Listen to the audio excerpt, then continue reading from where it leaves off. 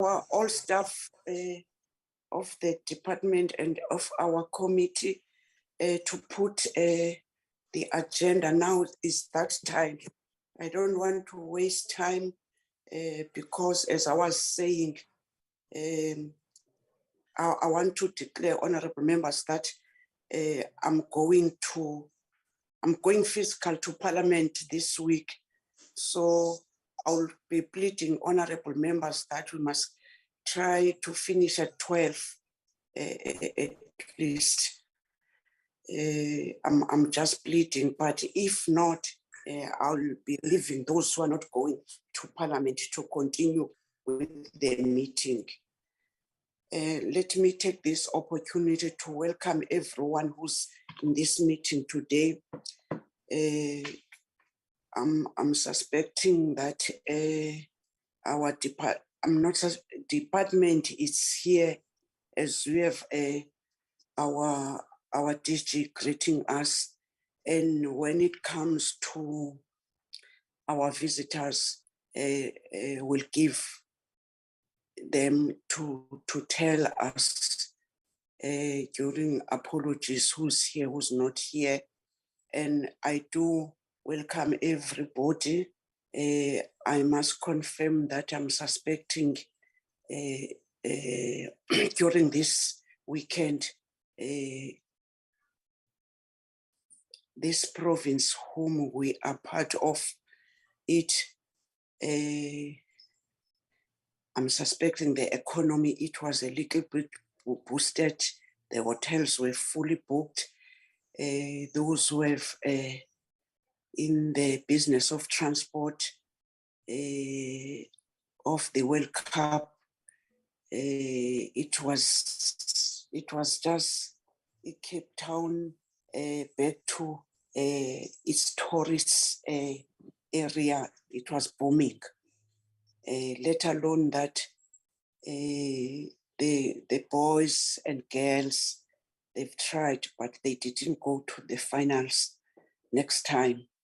Can I ask apologies? I declare this meeting open, and I want to get apologies. Good morning, Chair. Good morning, members. We do have an apology from the Minister Chair. He's in a meeting, and he will also be attending Cabinet after that urgent meeting that he has this morning, Chair. Thank you. That's the only apology we have, Chair. Cabinet meeting. Honorable members, I don't hear any other apology. Let me go to the department. Do you have any apologies with the leader of the staff of the department? DG? Thank you, Chair. I think that the apology that I saw also was that of the minister. But all that I can do, Chair, if you can allow me, is just to indicate who is here from the department. Yes. Okay, so never mind about that. If you don't have any other apology, when you are taking your platform, you will do that. I was thinking that maybe in your DTGs, in your staff, you have apologies. Okay, thank you so much, DG. Do you have apology, the guest of this committee today? If you don't, you'll introduce yourself when you're getting there, unless you do have apologies. Okay, honorable members, I'm proposing that this agenda, which is in front of us, we must adopt it. Now I'm in that point. Honorable Veronica. Yeah, I move for adoption. Honorable Veronica move for adoption. Any seconder? I'm seconding, Honorable Malomane. Thank you, Honorable Malomane and Honorable Adams. Your hand is up. Honorable members, let me take again this opportunity to give our department on DG Ndima to take us through to you, Honorable Ndima. Thank you, Chairperson, honorable members of the committee. Let me indicate who is accompanying us in the department. We've got DDG Chikwatamba, who is the DDG for Corporate Services. We've got Mr. JP Lowe, who is the Chief of Staff in the ministry. We've got Mr. Lodwick Ralibipi in the DG's office. And we've got Mr. Sbusiso Tsanyane, who is the Director responsible for public entities oversight. These are the colleagues that I've noted, Chair, as being with us. So I would stop there. I don't know whether the Chair would want us to proceed or maybe the other. I'm not sure whether the other staff members from, do we have Kanunu, Mr. Kanunu, Simpiwe from the Office of DM? Are they not in here? When I was scrolling through, Chair, because I'm working not in the office. I'm depending on the list here that I'm seeing. I'm not seeing anyone, but Chair, if they tell me at any point in time, I will then update the committee. Thank you, DG. Can you take us through? We are all welcome. We do welcome the office from the DG and the staff, the Chief of Staff, and the rest of the staff which are with us. Take us through, DG. Thank you very much. Without any further waste of time, Honorable Chairperson and members of the committee, DDG Chikwatamba will provide an overview of Iziko Museum of South Africa. Through you, Chairperson, if she can take the floor. Thank you. DDG, she comes. Good morning, Chairperson, and good morning to all the honorable members, and good morning to everyone from Iziko and DSAC, as well as Parliament, the staff. I hope I am audible. I'm battling seriously with network on my side. If I'm audible because I'm using two gadgets. I'm on my phone now. So I hope I'm also not giving the members an echo. You may switch your video. We've seen you. Thank you. Okay, thank you. Thanks, Chairperson. Continuing on the presentation, I'm just going to give a quick overview of the presentation, leading the presentation that will be done by Iziko. We have just given a quick run in terms of the mandate, the performance of the organization going into the governance matters as well, and also to introduce the committee to some of the challenges that the Iziko has been handling, and just to give a status on where those matters are. I'm mindful that some of the matters I'm going to touch on, they will be covered in the presentation by Iziko, but with more detail.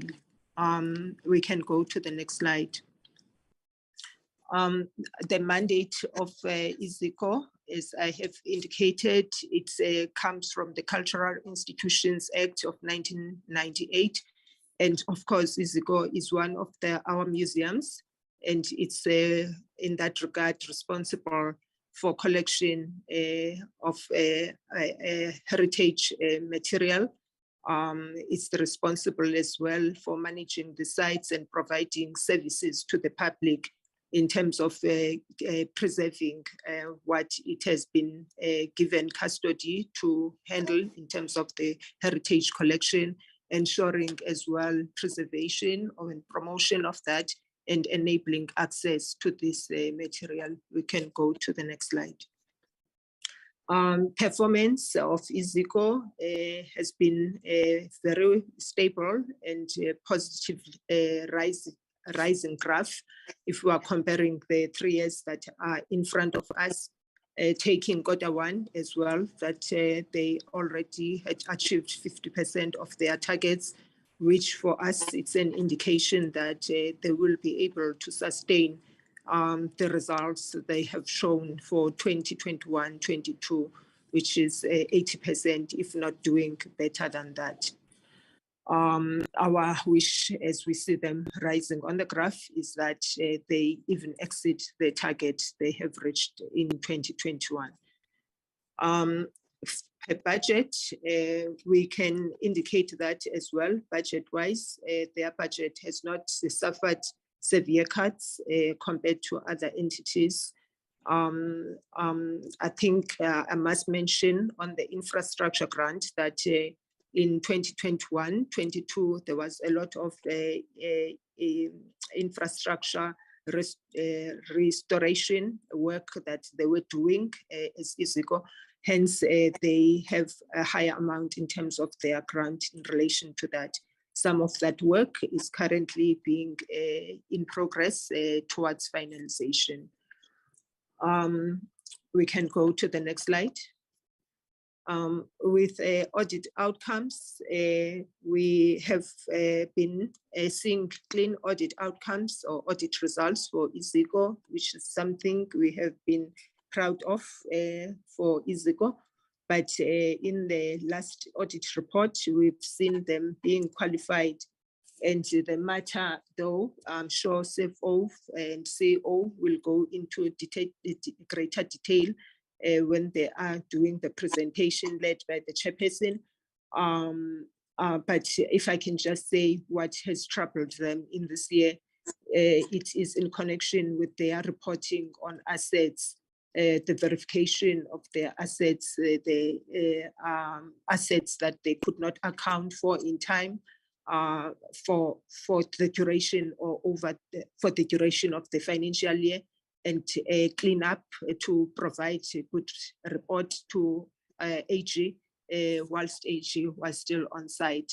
But I'm sure for now they will be able to give us an update on what has since happened. All right, we can go to the next slide. Today, the department is coming with the Iziko and Iziko having a new council. This is a council that started in August. Therefore, in advance, I'm also introducing the chairperson of Iziko, or Mr. Stolle, indicating that a new chairperson will appear when Iziko comes forward by itself. I could as well indicate that most of the council members are new members. The only person who has been with the council before, it's Mr. Masilo, who was retained from the previous council members. In terms of representation of the council, we do see that the council is predominantly male. It's something I am raising, Chair, by way of saying it's not that we did not make an effort to see how best we can balance this council, but in terms of the pool of applicants that we had, and the quality of applicants that we had, we found ourselves with this representation, something that on our side, we hope it could have come out differently. Going to the next slide. In terms of council activities, reporting, of course, greatly speaking about the previous council, the council participated almost fully in its own meetings of the year as scheduled, given that in this year we had about 7 meetings that were scheduled for the council. And of course, the council sittings as well, kind of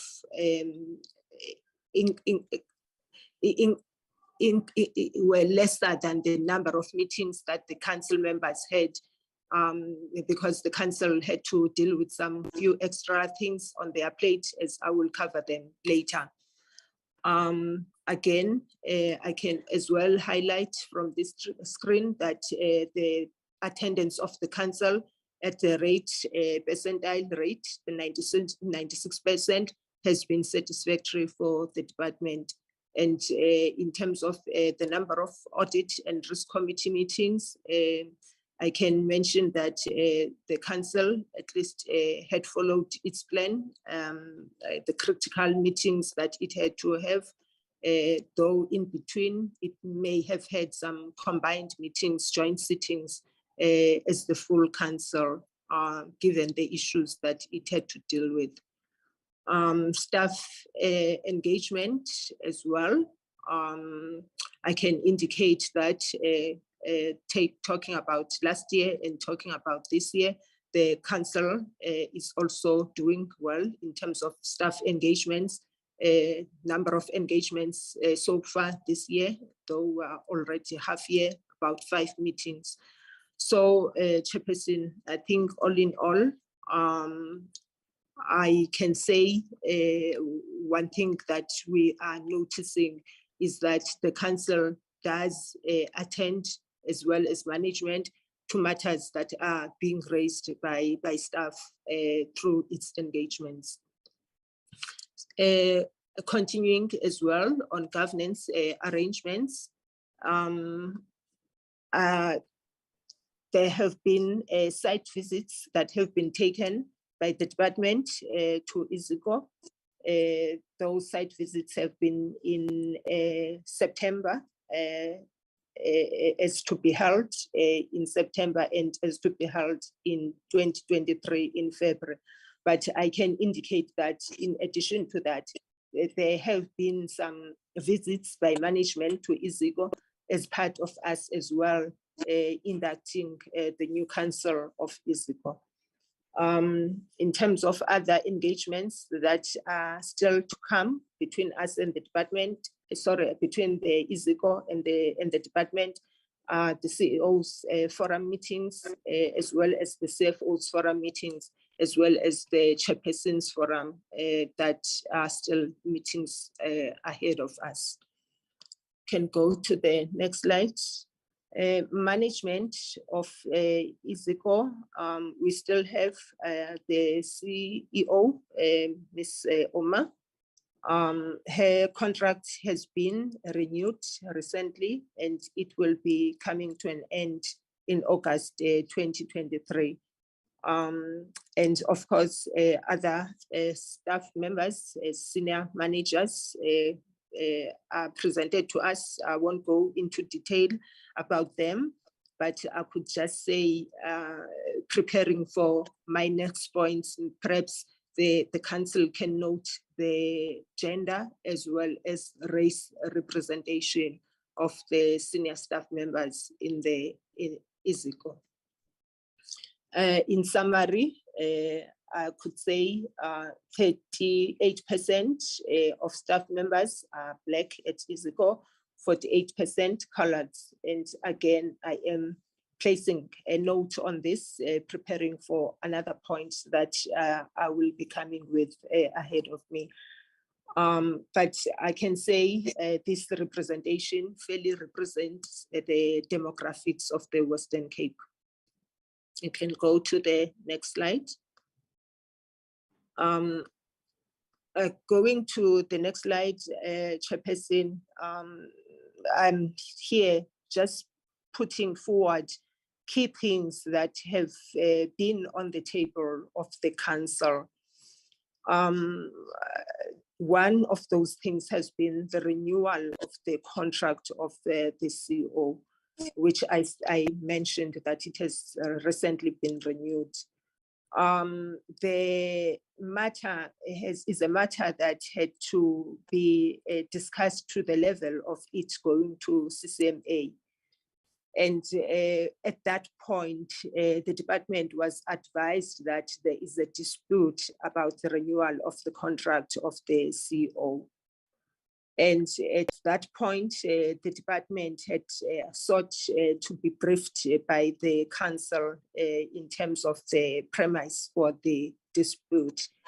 And it occurred that whilst the council had communicated in time the renewal of the CO's council to the minister and obtained concurrence about this renewal, there was an omission in the procedure that it was followed to ensure the conclusion of notifications to CO about this contract.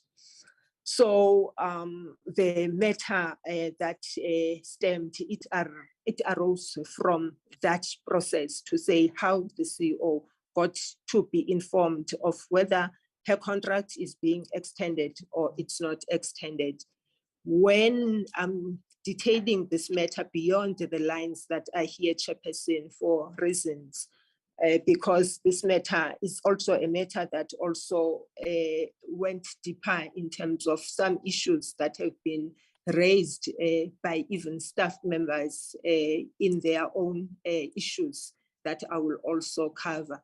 But I do want to say, Chairperson, initially the process was followed right in terms of obtaining concurrence from the minister. And at that time, the contract was supposed to be extended until April, but the CO was not notified in time. And when the CO was notified in time, it was not within the 6 months period of how she should be advised of her contract being extended or not extended, or she being given a contract that confirms that her contract has been extended. And because of that short notification, the CO made a plea to the council to say, given that you have given me a short notice, could you then consider what would have been my proposal about the extension and request about the extension of my contract? And the discussions were around that. So those discussions, Chairperson, had come to a conclusion that led into a consensus about the extension of the CO's contract up until the 31st of August 2023.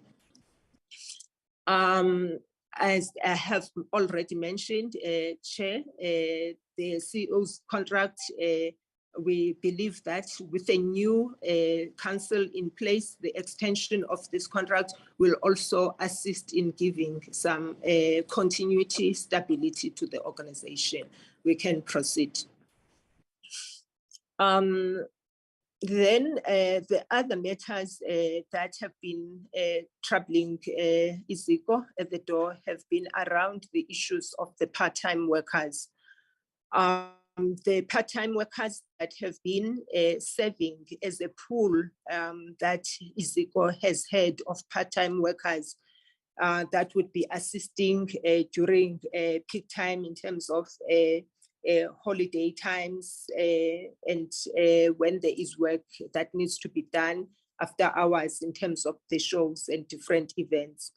But a dispute came forward when these workers have been kind of demanding that they be absorbed in the entity. And this, again, was another issue of lengthy deliberation, disputes, and Iziko Management has looked at this matter from all angles and also seeking labor law expert advice, and it was receiving legal advisory notes that says, no, these workers can still be retained as part-time employees. Because for Iziko, it has been difficult to get to a decision of saying they can absorb these employees, because that would go outside of the structure that they have as an organization, and again, outside the budget that they have as an organization for compensation of employees, and as well outside the full scope of responsibilities that these people would have if they were to be absorbed fully. Though the matter has been attended to, we are aware as the department that NEHAW and some employees that are affected employees are still advancing their proposal. Thank you. We can go to the next slide. We've done. Yes, I think here, Chairperson, I've almost covered everything to say. Some of the issues that have been raised was that management, especially the CEO, there is kind of a biasness that says there is an exclusion of the employment of Black Africans in the organization. It is for this reason, Chairperson, that I was pleading to the members to say, when I was dealing with the demographics of the employees of the organization, I'm just laying emphasis on the percentile representation of staff members. And again, I can say the numbers indicate something in contrary to what has been reported to us, because these reports from Iziko staff members were even brought to the department, and the department had taken time to examine the facts around this. We can go to the next slide. I think that's where I'm ending, Chairperson, on my presentation. Thank you very much. Thank you, DTG. In that note, now can we take the next presentation, which is from Iziko. If they can introduce themselves and then take us through. Good morning, honorable members of the chairperson and the honorable members. I hope I'm actually audible enough. Yes. Thank you. I'm Jabulani Sithole, the chairperson of the incoming council, the 8th Council of Iziko Museum. What I would love to do is to actually say we are going to allow the CEO to make the presentation. We held a discussion thoroughly before we actually proceeded to come and present, so that at least she will be able to actually elaborate on accordingly on these issues. If I may hand over to the CEO. And in our company, of course, as the DG has indicated, there are council members and there are at least 2 that have actually apologized because they are held up. They may join us a bit later because they're held up at work today. Thanks, Chair. Thank you so much, CEO.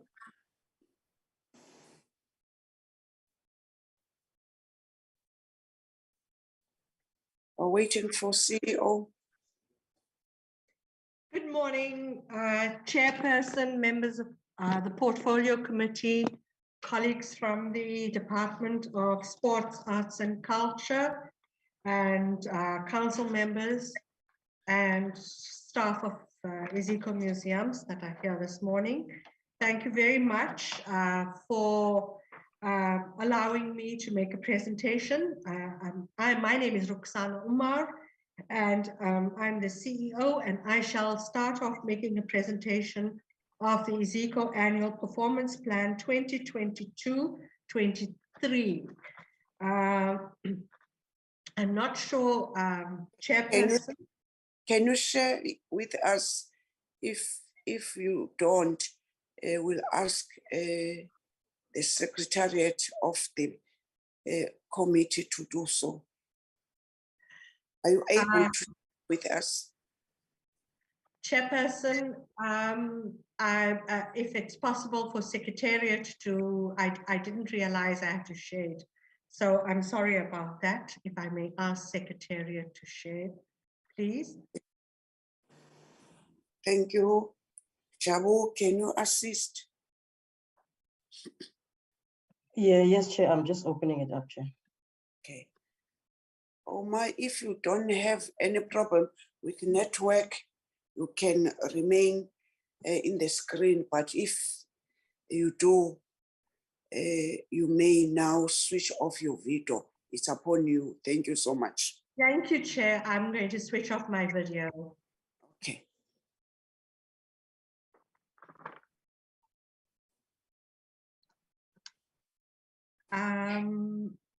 Chair, this is not the presentation. It's our annual performance. I'm going to come to this presentation. We need to be. We need it. Don't you have it, Jabu?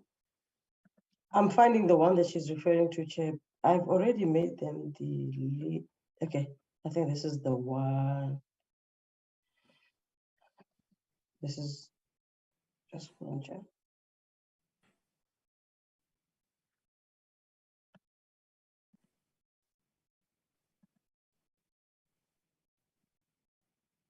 Is this the one? Yes, thank you. Thank you very much.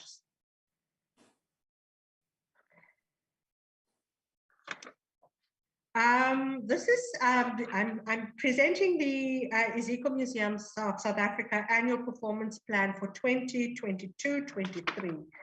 Chairperson, I will cover our vision, mandate, our operational context, SWOT analysis, key issues affecting Iziko, our financial information, and the annual performance plan deliverables.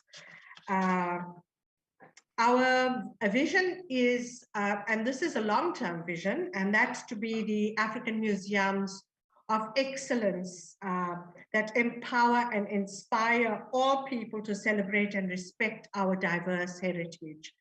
And of course, our mission is very much entrenched in the fact that we need to manage and promote Iziko's unique combination of South African heritage, collection sites and services for the benefit of present and future generations, which is, as a flagship museum, that's very important. We are also, our mandate is derived from the Cultural Institutions Act, and we are inspired by the Department of Sports, Arts and Culture and the Presidency's strategic priority, which is social cohesion and safe communities. Next slide.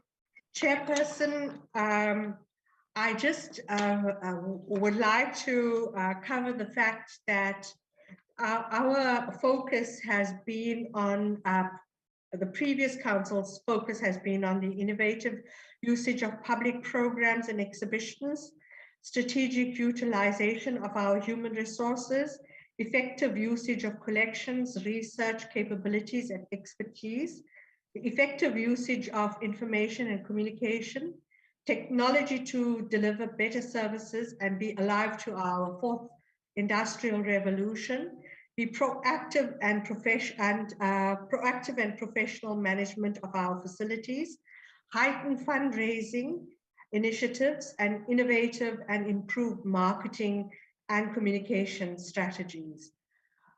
Just as a background, we have very high fixed costs and low variable costs.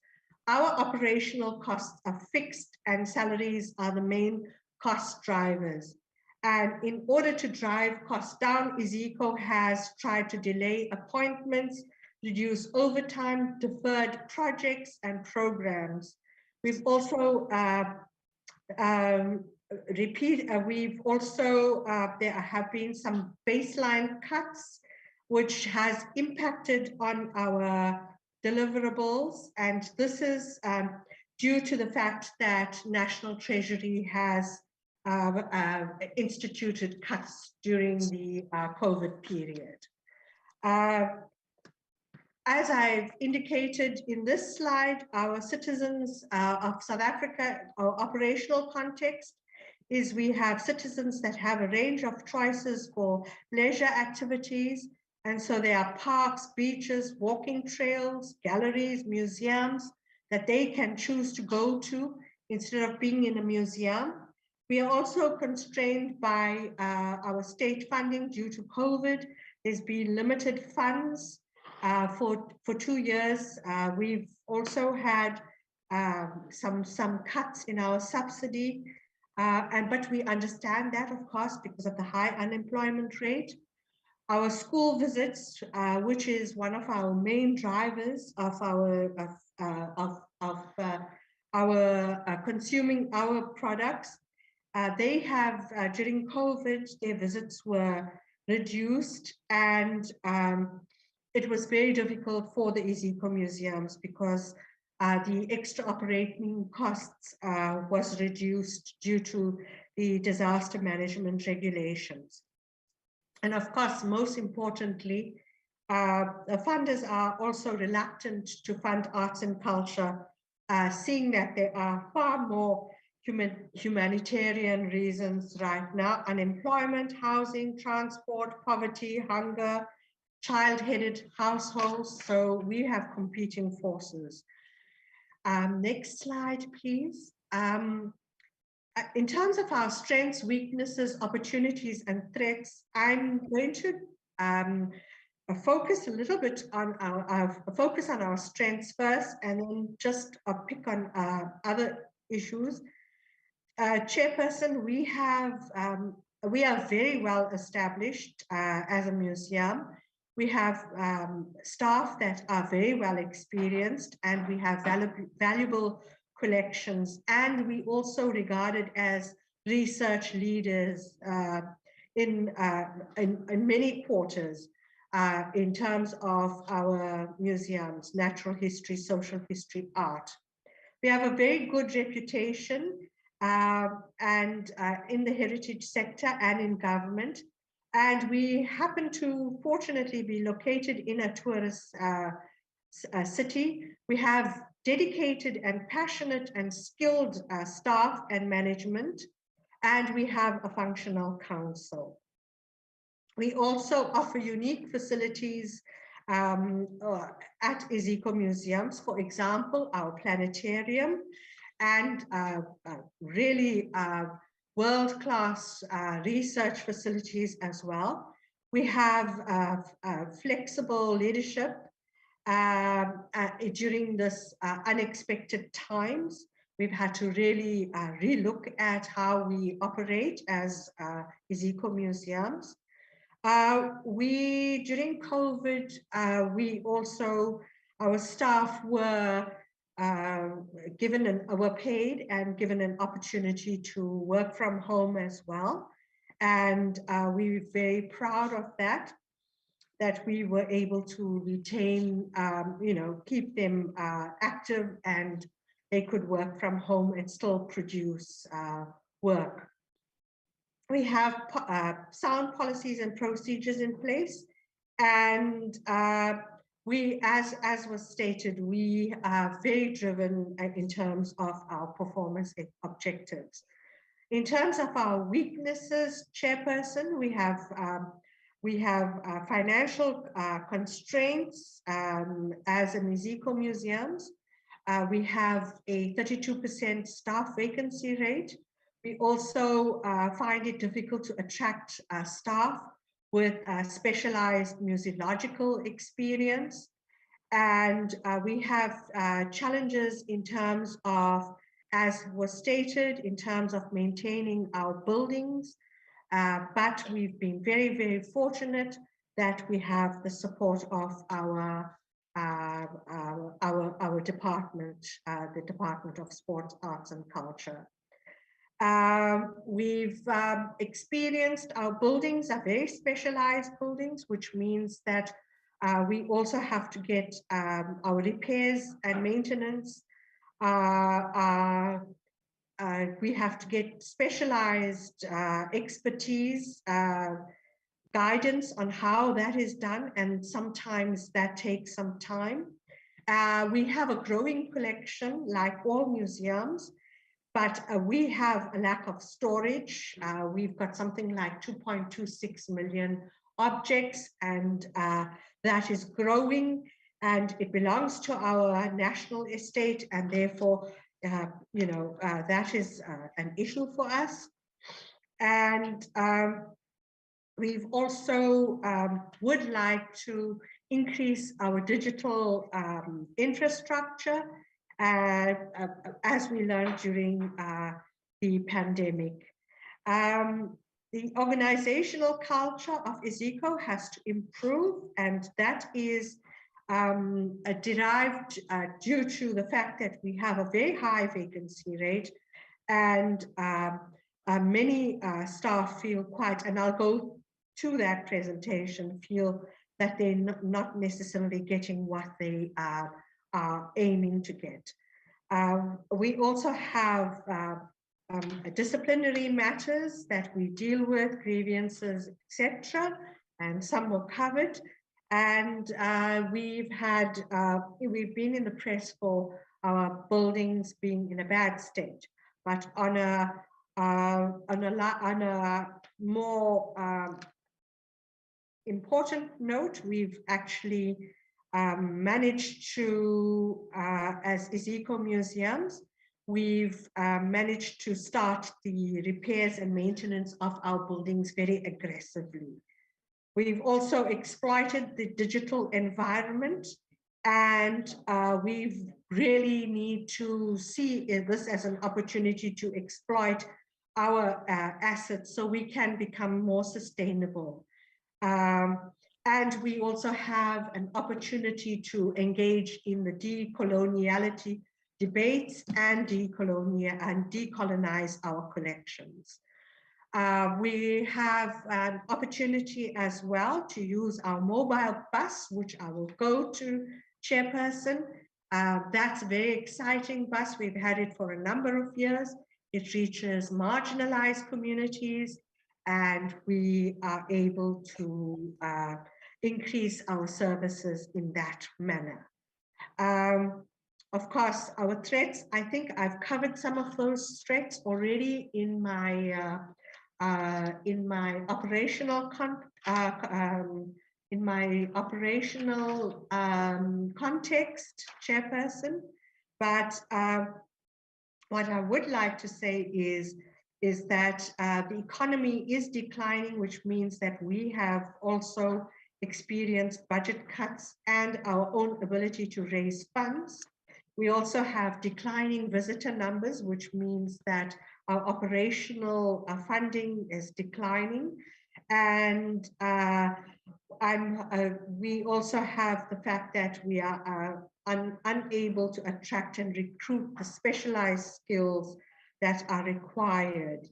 And I'm not going to go any further into that, Chairperson. Next slide, please. The following slide. This is just an activity at the Iziko Museums. At an operational level, there are key issues affecting us. That's a reduction in our subsidy. As I stated, it was generally done across all entities. There was also our state buildings and infrastructure, our capital projects. A reduction of subsidy means that core business of museums are impacted, and the rising cost of compliance. And of course, because of the impact of COVID, our own income generation was stifled.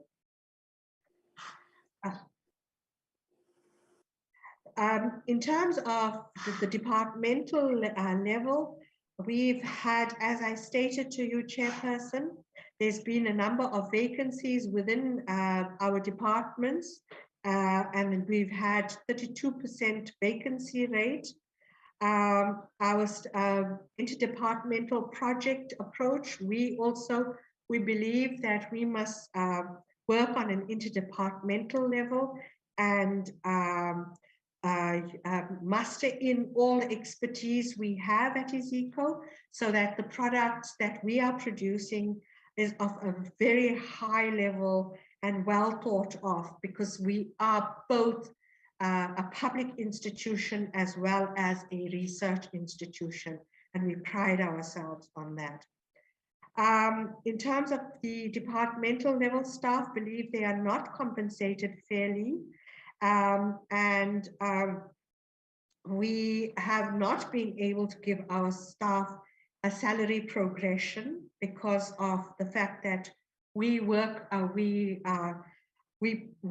offer our staff salaries within our annual subsidy, which means that limits our ability to give them progression.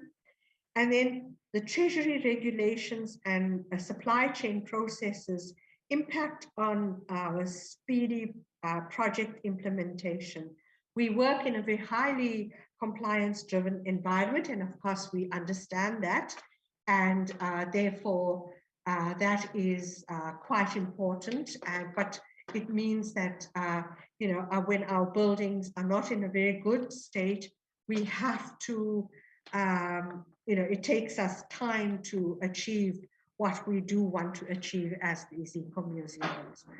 Chairperson, I am now going to invite my CFO to speak to the next three slides on the financial information. So if we can go on to the next slide, and my CFO, the CFO's name is Ronelle Pedro, and she will address the financial information of the Iziko Museums of South Africa. Thank you. Let's see. CFO firstly, and then taking us through the slide.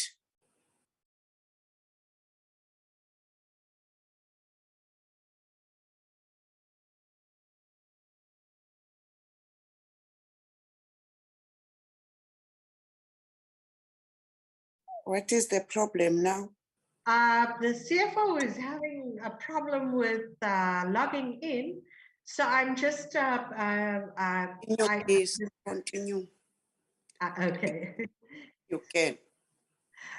Yes, a chairperson, what I'm going to do is she's going to have to come to my office to do the presentation. So I'm going to ask if we can please go to the slide 13.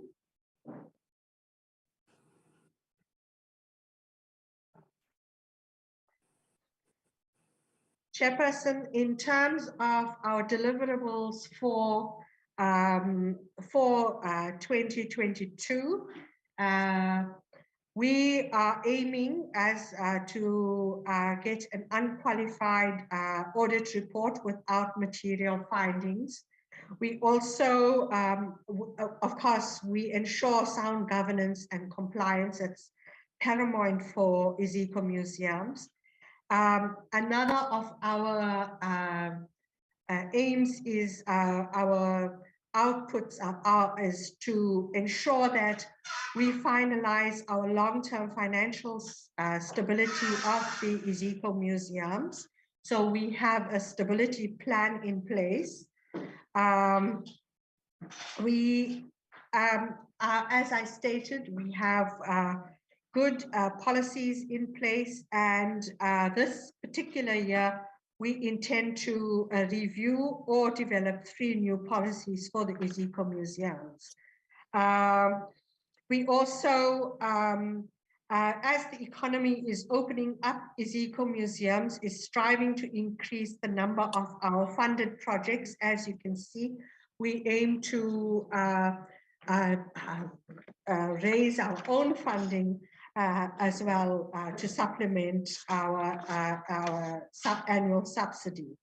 And then we offer our staff training opportunities so that they can be developed as well. So 120 training opportunities. This is in order for them to develop themselves, the staff to be developed and develop themselves, and for staff to continue with their post-matric studies, where they can proceed to complete their doctorates, their masters, their technical skills as required by the museum. We also intend to appoint consultants to help us to develop the detailed specifications for our repairs and upgrading of our buildings. We are in buildings that are very old, and therefore we require quite a lot of skill and technical expertise to upgrade our buildings. In terms of nation building, which is our program 2, business development. Next slide, please. Next slide. Thank you.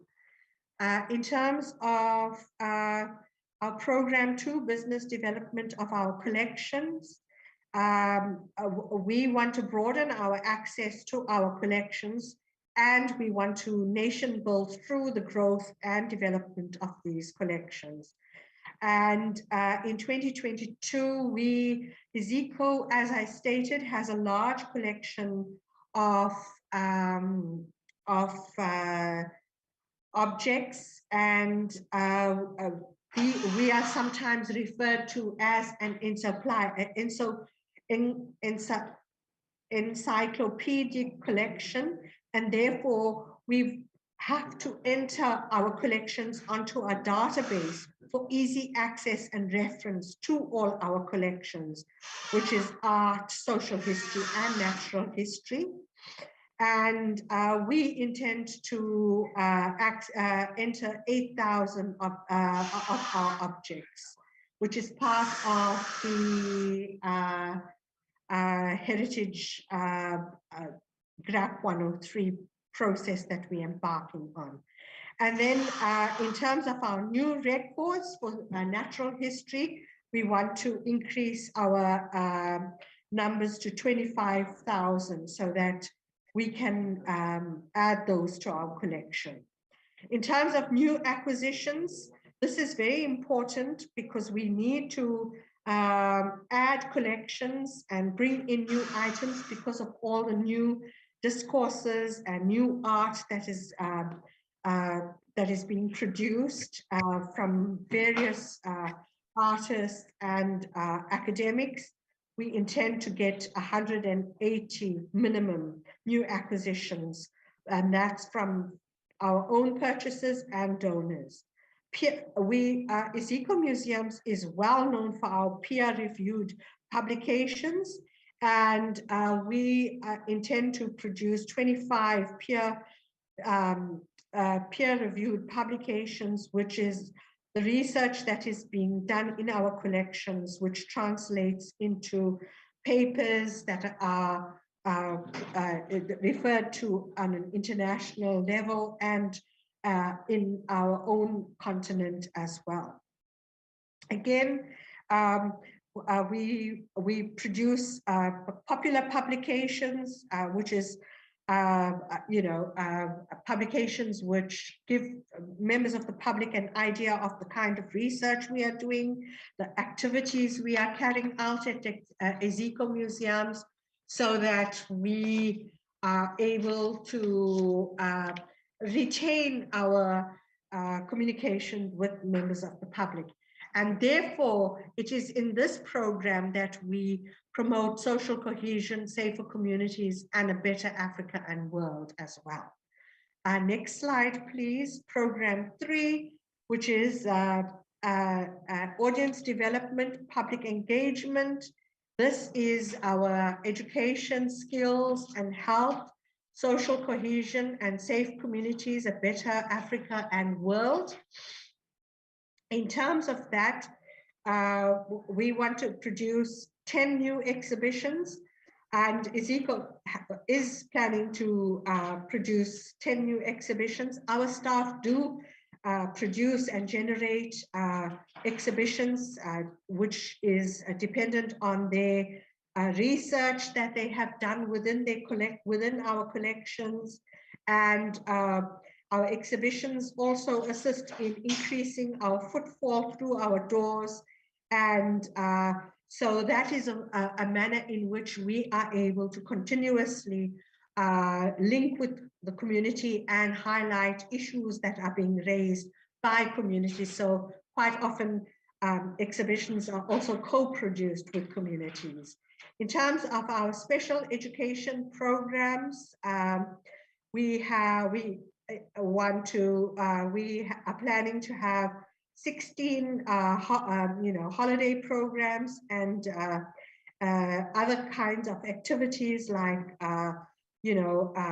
visits to museums, workshops, seminars, discussions.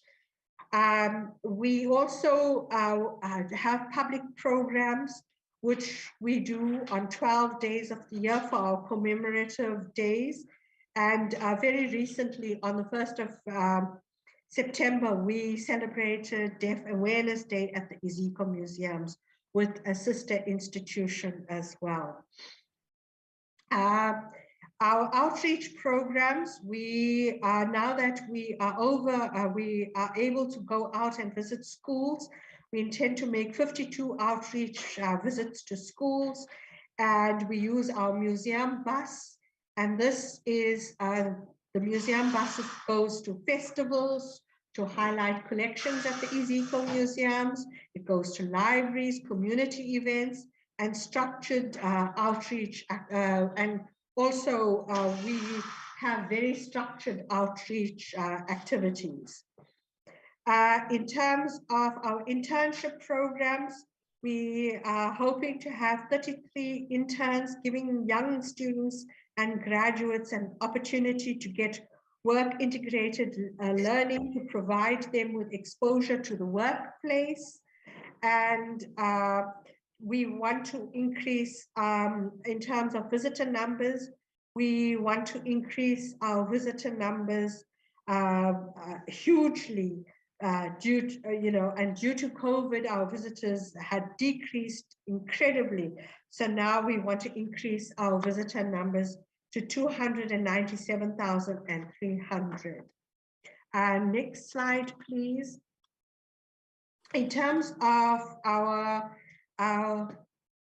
Iziko, sorry, I beg your pardon, our website, our visitor numbers, Chairperson, we would like to have 440,000 people going through the Iziko doors and 297,300 persons visiting the Iziko website. And IT is a very important part of our extension work with members of the community. We also engage on marketing campaigns that are aimed at getting potential visitors to come through the museum. So those we are planning on 5. We are having one now in September, and then our commemorative days we have 15 in the year, making a special effort to increase visitors to come to the Iziko Museums and enjoy our offerings for our special commemorative days. So, Chairperson, I'm now going to just hand over to the CFO, who will go back to slide 8, and she'll take you through the Iziko finances. Okay.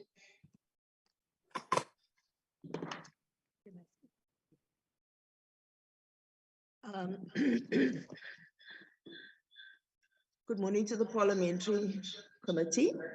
I just want to apologize for not being here when the CEO was presenting the financial information. Your face, please show your face. Just a second.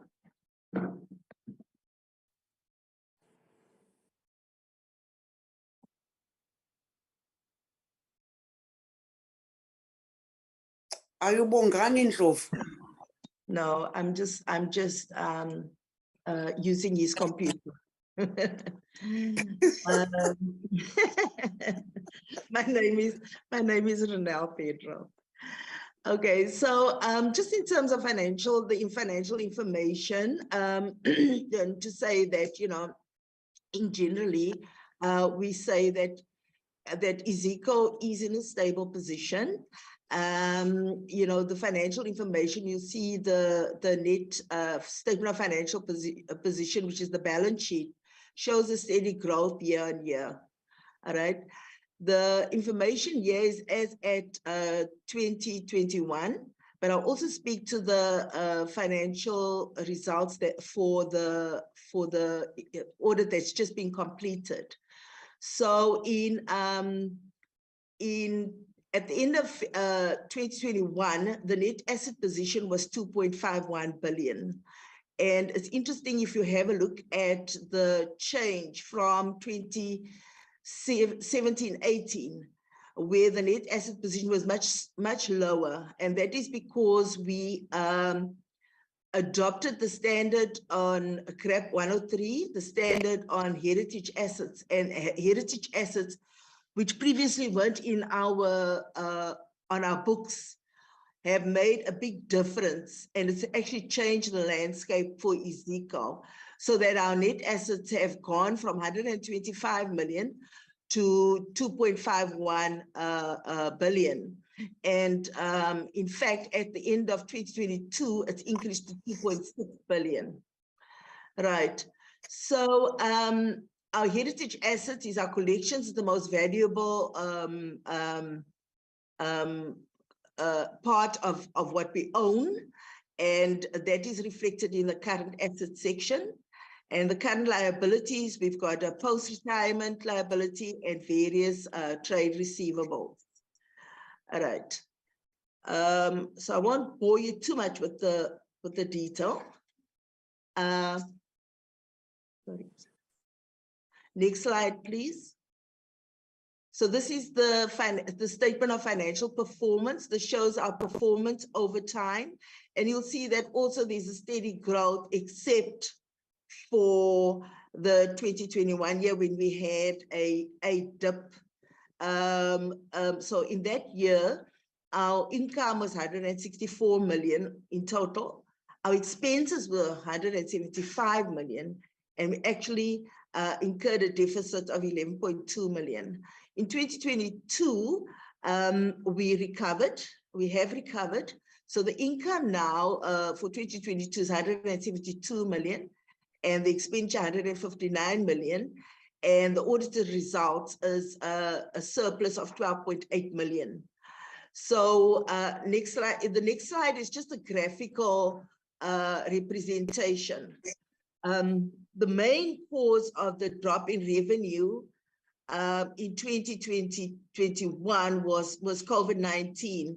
So you see in the revenue here, steady growth up from 2016, peaking here in 2018, and then declining in 2021. All right. Then of course you'll see also the net asset position also just, the expenses here, which remained high in 2021, and that's why we had the deficit, because we have got, you know, a considerable amount of fixed costs, and then the slide at the bottom just reflects the surplus or the deficit over the years, which you see in 2018 again it peaked, and then went down and started to decline 2020, and 2021 there was the deficit, which, as I said, as now we are in a recovery phase. We are finding that visitors are returning to Cape Town.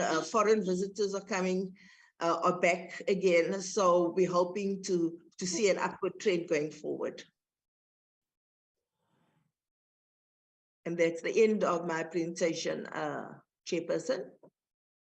Thank you so much. I nearly said Ronel Bongani. Thank you, Ronel.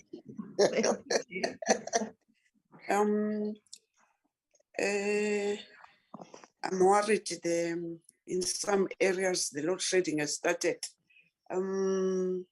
Now, honorable members, I'm suspecting that the presentations are done. Maybe let me just check with Mr. Stolle. Are you happy that your presentations are done. Honorable Chair, I think they are done. The ones are the detailed sort of responses. I'm not so sure whether CO feels that you have actually responded to those, because that was one other aspect that had to be covered. If I can check. No, during question times, you will be noting, and then responses will come during that time. Thank you, Honorable Chair. Thank you so much. Thank you to your colleagues. And now let me take the hands. I'm seeing the Honorable Mhlongo, Honorable Veronica, Honorable Adams, Honorable Madlingozi, Honorable Joseph, Honorable Zondi, Honorable Malomane, Honorable Sbia, in that order. Thank you to you, honorable members. Honorable Mhlongo.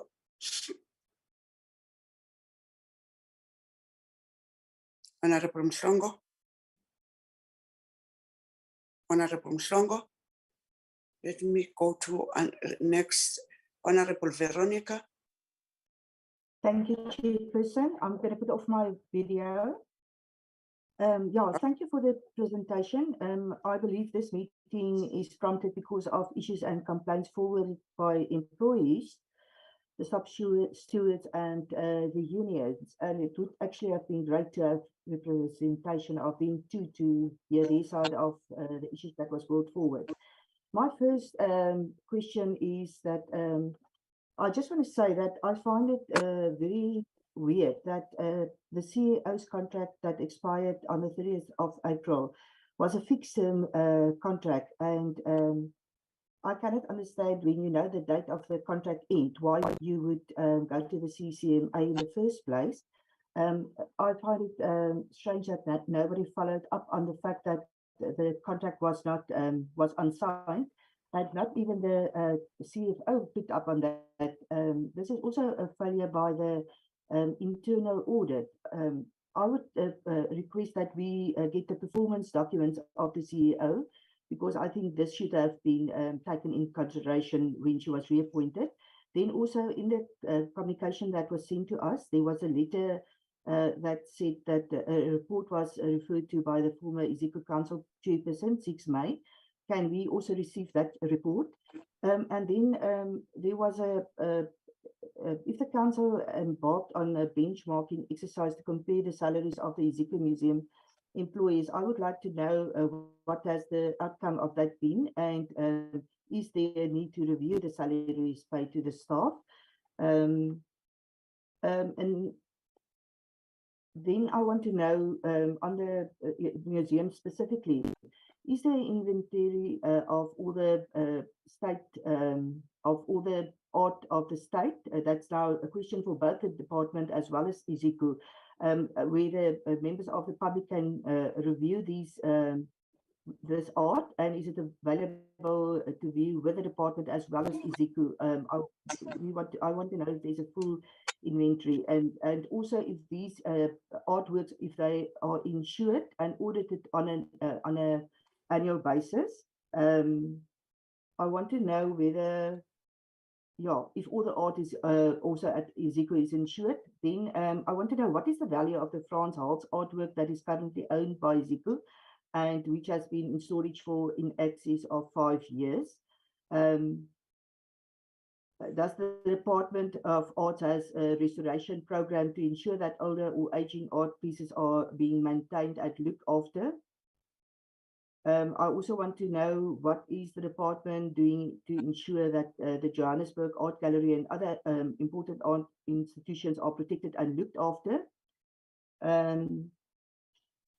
After the late South African artist PNF's work was stolen in 2018 from the Free State Premier's office, the provincial government, what exact protocols have been put in place by the department as the custodian and local government to protect art that is owned by the state? And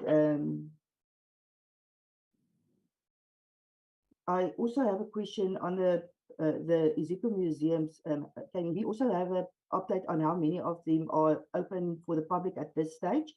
And why are the museums still closed? And for how long will that be? When will they be reopened? Thank you. I'll get the second part. Thank you, Honorable Veronica. Honorable Adams. Chairperson. Honorable Adams. We'll come back to you, Honorable. When we called you, I'm suspecting you were having a problem. Honorable Yeah, Adams. it's load shedding, Chair. And Yes, can I ask to start first because it kills by I cannot even show my face as a brief chair. Just for question and then I'm done. Okay, please As wait. Please wait, Honorable Adams. Yes, Honorable Mhlongo. Apology, Chair. Thanks for your No problem. indulgence. No I don't have problem. a video because network and everything it's suppressing me, but we welcome the presentation, Chair. Chair, thank you. I wanted to note that the CEO is more than plus minus 14 to 15 years experience in the institution. Can you tell us the success and the initiative that you've done in the past 14 years as the CEO? Does the CEO has a performance agreement with council? If yes, can we have a copy? If not, why not? How much does Iziko spend on legal fees per financial year? Just give us for the past 2 years. What retirement policy you have regarding age? Can we have a copy of the retirement policy if you have?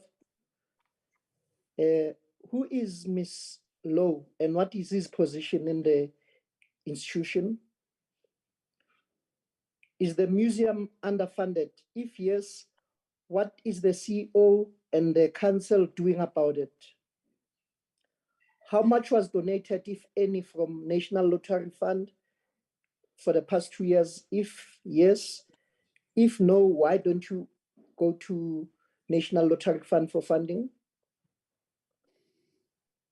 And I wanted to find out, two questions last. When are you usually review your admission fee? And does this say that due to lack of funding, understaffing, tension between management and employees are prevented at the heritage site? Can you give us details? Let us not read on the newspaper exactly what is happening there. CEO, you stated clearly that the regulation that impact the museum, especially treasury regulation. Give us more information, the highlight, what are those treasury regulations that impact the institution?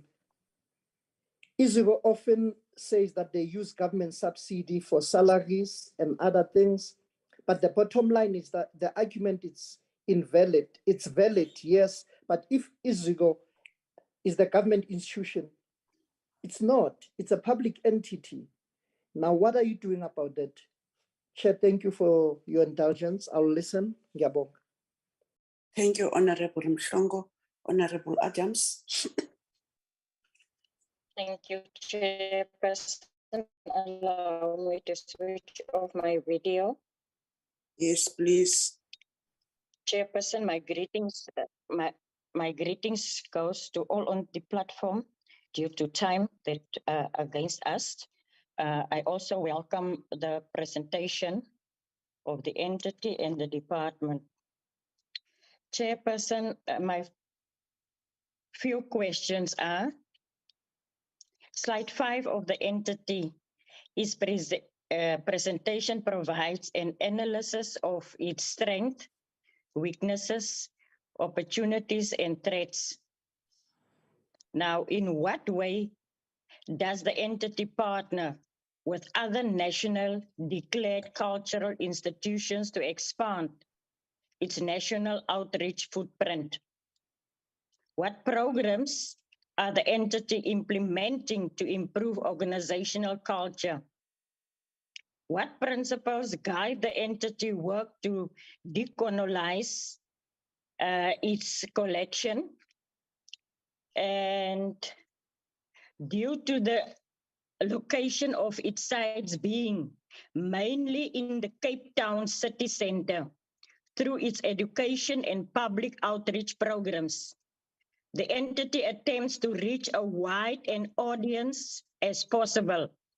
What have been done?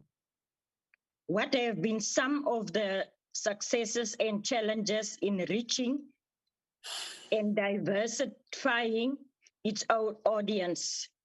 And then, Chairperson, on now issues, the current CEO first contract with the entity commenced on 1st of May 2010. If she serves until the end of August 2023, she would have served almost 30.5 years. While the legislation allows the CEO's terms to be renewed, perhaps the department should consider review this clause and consider limiting the number of terms a CEO can serve at one institution.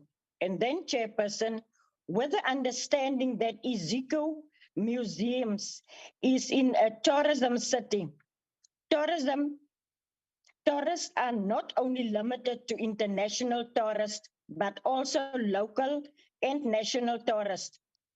My question, what is the share of tourists at local, national, and international level?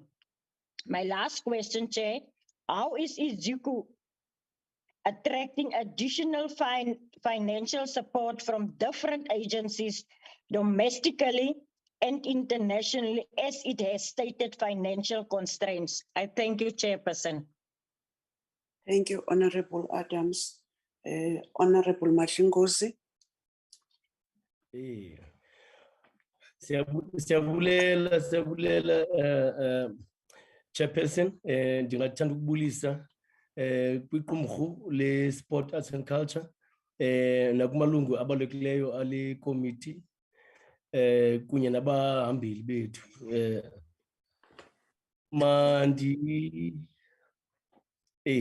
Ndicela ukubaleka. Sitela iti chair. Chairperson, let me also welcome the presentation from Iziko Museum. Iziko, that's where cooking is happening. And I hope they keep on cooking the best food for us as South Africans and African. Now, the question that I have, Chairperson, is from Iziko. How far back are you collecting the items that reflect African greatness? Chairperson, how do you believe that the Department of Sport, Arts and Culture is more inclined into supporting other entities rather than the museum? What have you seen and what have you gathered that you realize that actually the Department of Sport, Arts and Culture is not actually supporting as far as you would love them to do? Chairperson, the last one is the museums around the world have artifacts of human origin and human parts of African great kings and queens, like the head of Windsor that is in London somewhere, and hopefully now they will bring our heads back. And I want to find out from the institution as an institution of safekeeping of our history, what and how much persuasion have you done in collection of the stolen African artifacts? If none, why not? Thank you, Honorable Mashingozi. Siyabulela kakhulu ngokusebenzisa ilwimi zethu ngale nyanga yamagugu. Honorable Joseph. Thank you, Chairperson, and thank you to the presentations. I just would like to, I'm covered by many questions. I just would like to do a few.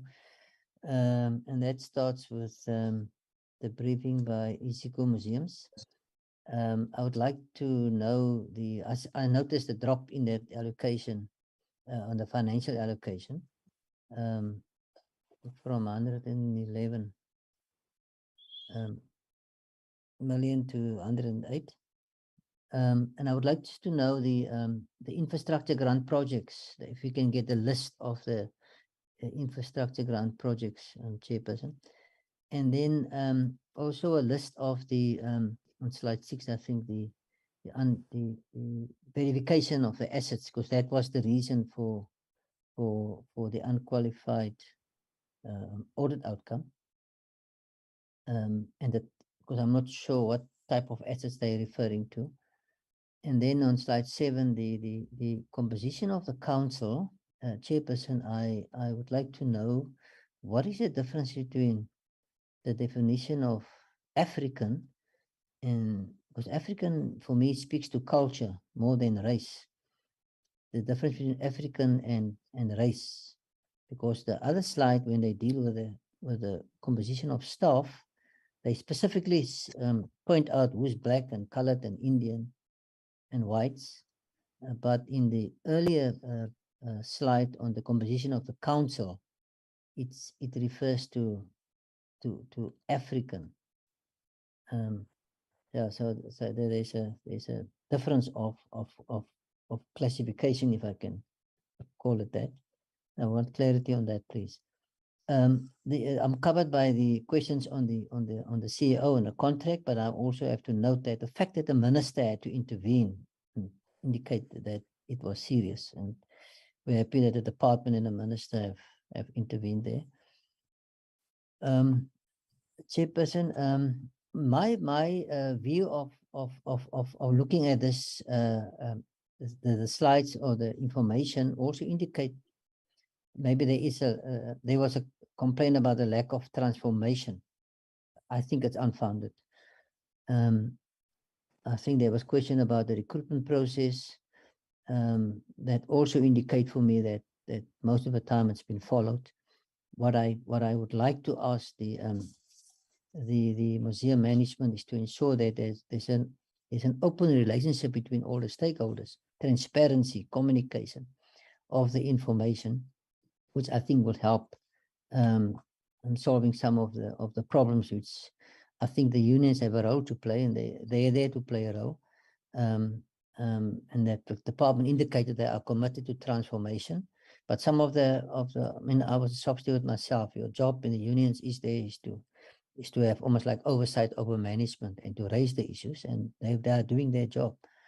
The onus is on management to prove that everything is above board and they're following all the rules and regulations and being fair to the staff. Chairperson, I would like to ask Mrs. Omar on the weaknesses. 32% vacancy rate is quite high. You know, it's normally 10% is an average. Honorable Joseph, I'm seeing Kitumeti Mutlango. Mic is open, the video is open. If you can close your mic, if you're not having a problem with video. Thank you. Close your mic also. Close your mic. Are you talking to me, Chairperson? Not to you. I'm talking to Kitumeti Mahlangu. I wish that you are not going to disturb anyone because your mic is on. Go on, Honorable Joseph. Thank you, Chairperson. To the CEO, I would like just to say that yes, I've noted the financial constraints, but the vacancy rate is too high, and that is disturbing.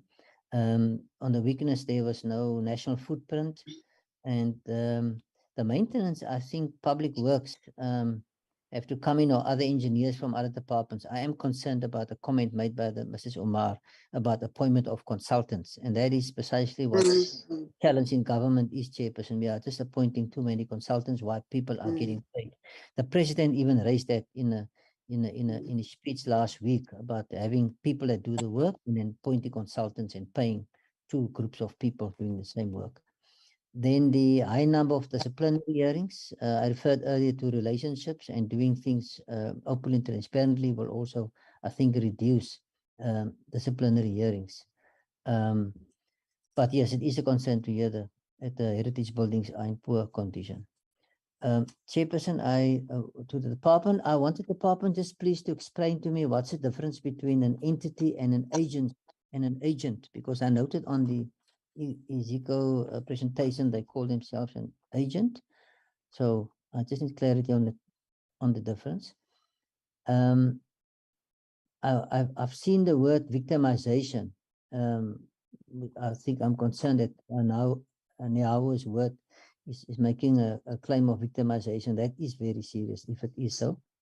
And then, Chairperson, my last 2 points would be the advertisements. I think it was a department.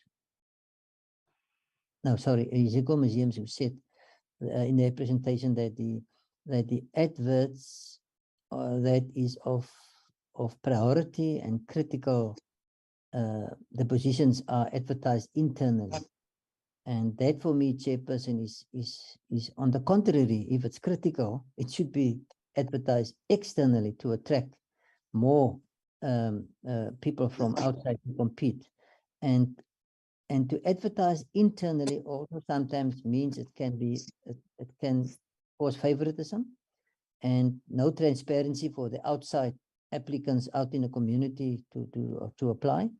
That is something that we need to note. Excuse me, Chairperson. Okay. My last point would be the transfer of skills. I've heard the comments and questions about the retired persons in the presentations. So there is room for transfer of skills when someone goes on retirement. That is normal. And it should actually start before retirement, but in government it doesn't always happen. So if there's good reason for a person to stay on because the person need to transfer the skills of over years, then that is understandable. But to keep a person on while there's millions of young people looking for work, and just to, in a way, acknowledge that the person has worked so many years and then indicate you can have another year or two is not on, Chairperson. So I think that is important. There is a comment, Chairperson, on the recommendations of a report, Sakiti report, which the management indicated it is outdated. But I'm not sure how long and how big that report is, but it would be interesting to hear what is the main recommendations of that report. Chairperson, then I've heard the questions on the public-private partnerships, and I've heard the issues about salaries and the infrastructure. But I think and the sites that were asked, how many sites are open to the public and accessible to the public. I am thankful for the presentations and thank you for the opportunity, Chairperson. Honorable Joseph, Honorable Zondi. Thank you, Chair. A half a minute, I'm going to the ladies. Lungile sihlalo ngibulisa kuwe kuqala. Yes, Honorable Zondi. Ngibulise kuba koza kwethu bonke, ngibulise kwinhloko yomnyango nabo bonke abasebenzi bomnyango. Bese ngicina ngebuholi bonke beziko sihlalo.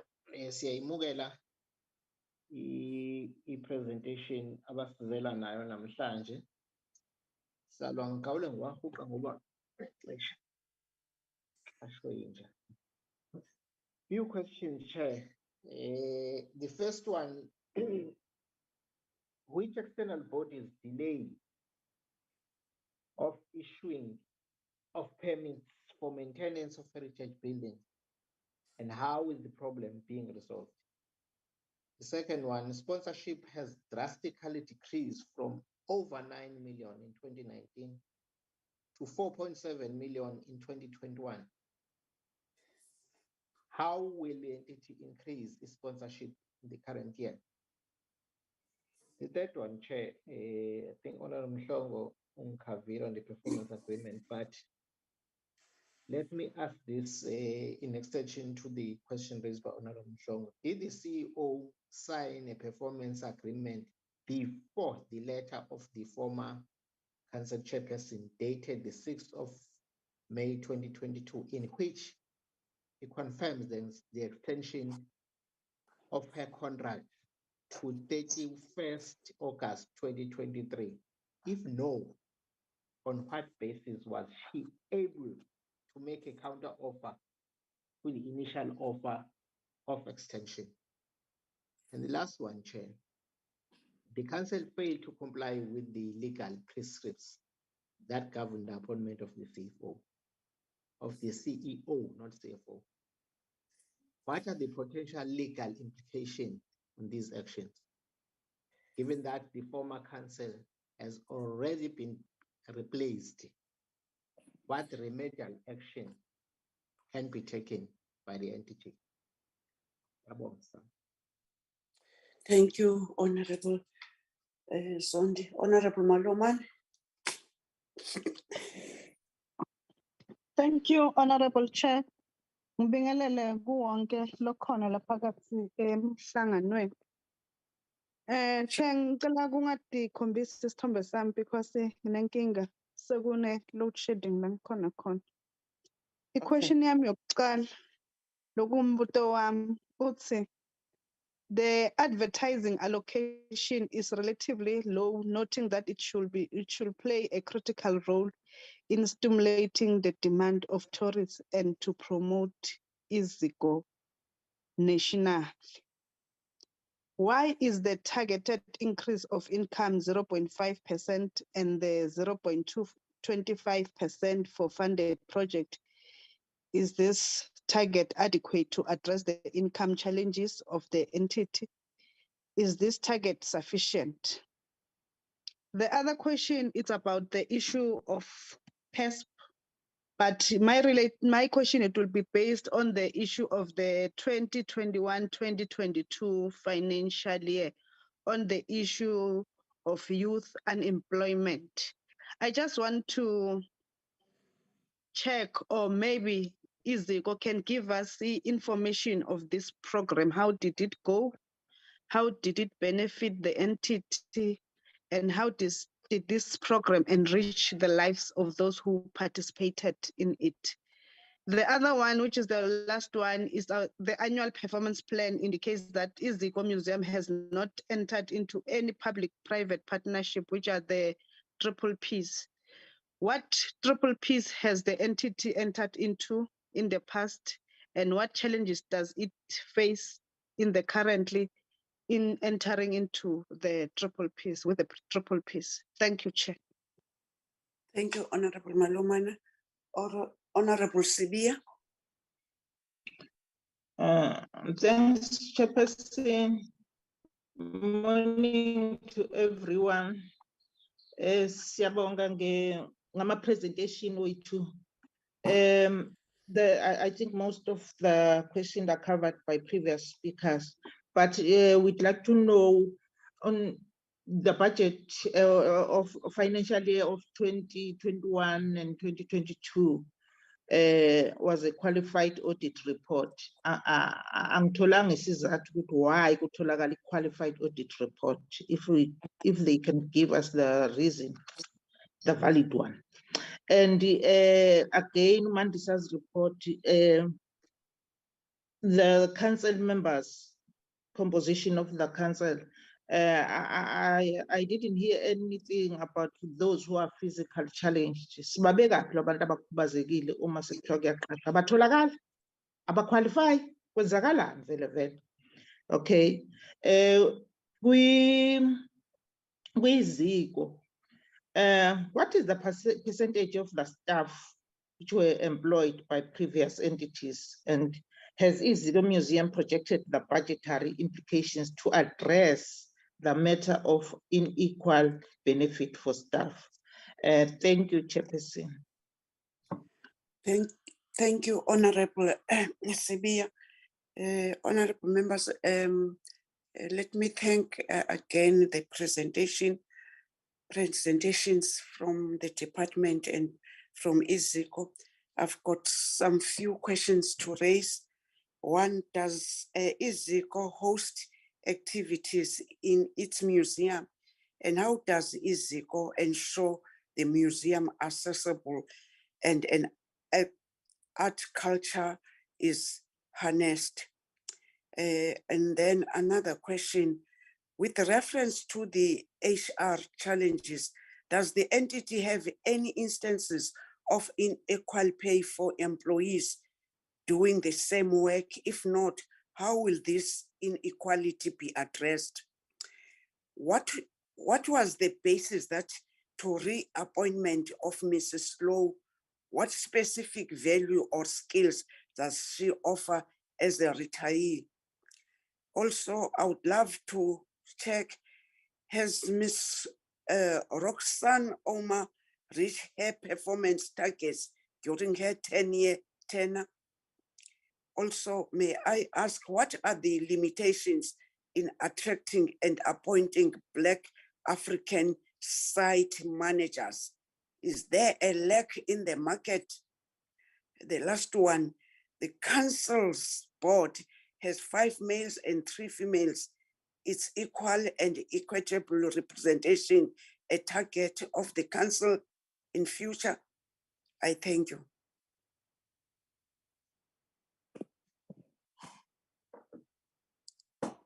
Can I take back now for responses?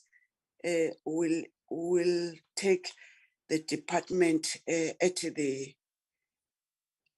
end. We start with Iziko. Iziko, can we give you the chance that you must talk to us? All members, their legacy hands must be down in order that I must follow the new hands.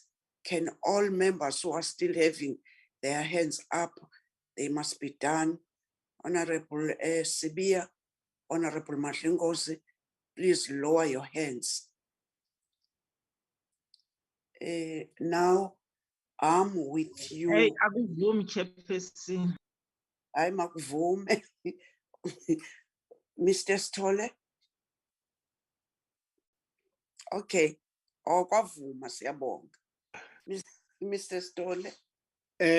Chair, can I request colleagues, may I firstly perhaps request Council Member Popo Masilo as the council member who's coming from the previous council to actually deal with the issue of the contract of Miss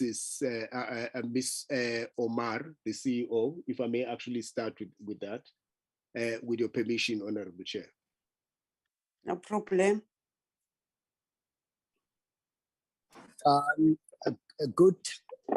Good morning, Honorable committee members, fellow council members. Buso.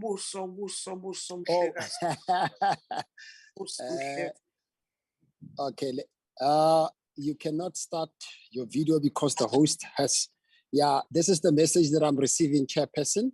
It says I cannot start the video because the host has disabled it. How come, Jabu? Chair, I did not do such, Chair. I don't know, maybe it's a technical issue, Chair. Maybe there is this problem of load showing. Okay, there you are. Oh, much, yes. Okay, thank you. Okay, you can switch off. Okay, thank you, Honorable. Thank you, Chairperson. Thank you, Chairperson, and thank you once again to the executive team from Iziko. And I also welcome with humility all the questions posed by the honorable committee members. And these are the questions that precisely empower us as a council to be able to know exactly what is expected of us when we discharge our fiduciary duties. In response to the failure by the council to have actually extended the CEO's contract in compliance with legal prescripts. Indeed, that question by Honorable Zondi does go to the core of why as an entity, do we find ourselves in a situation where the manner in which this matter was handled indeed left much to be desired. As a retained council member chair, indeed I was part of the council when this matter was first discussed at the council level. Unfortunately, and the intention here, Chairperson, with due respect, is not to throw anyone under the bus, because we make decisions collectively as a council. However, the manner in which this matter was handled by the chairperson, it was done in a manner where the entire council was not engaged. Now, just to make a point, I got appointed, I think in October 2019. We had our first meeting, I think the first induction in November the same year.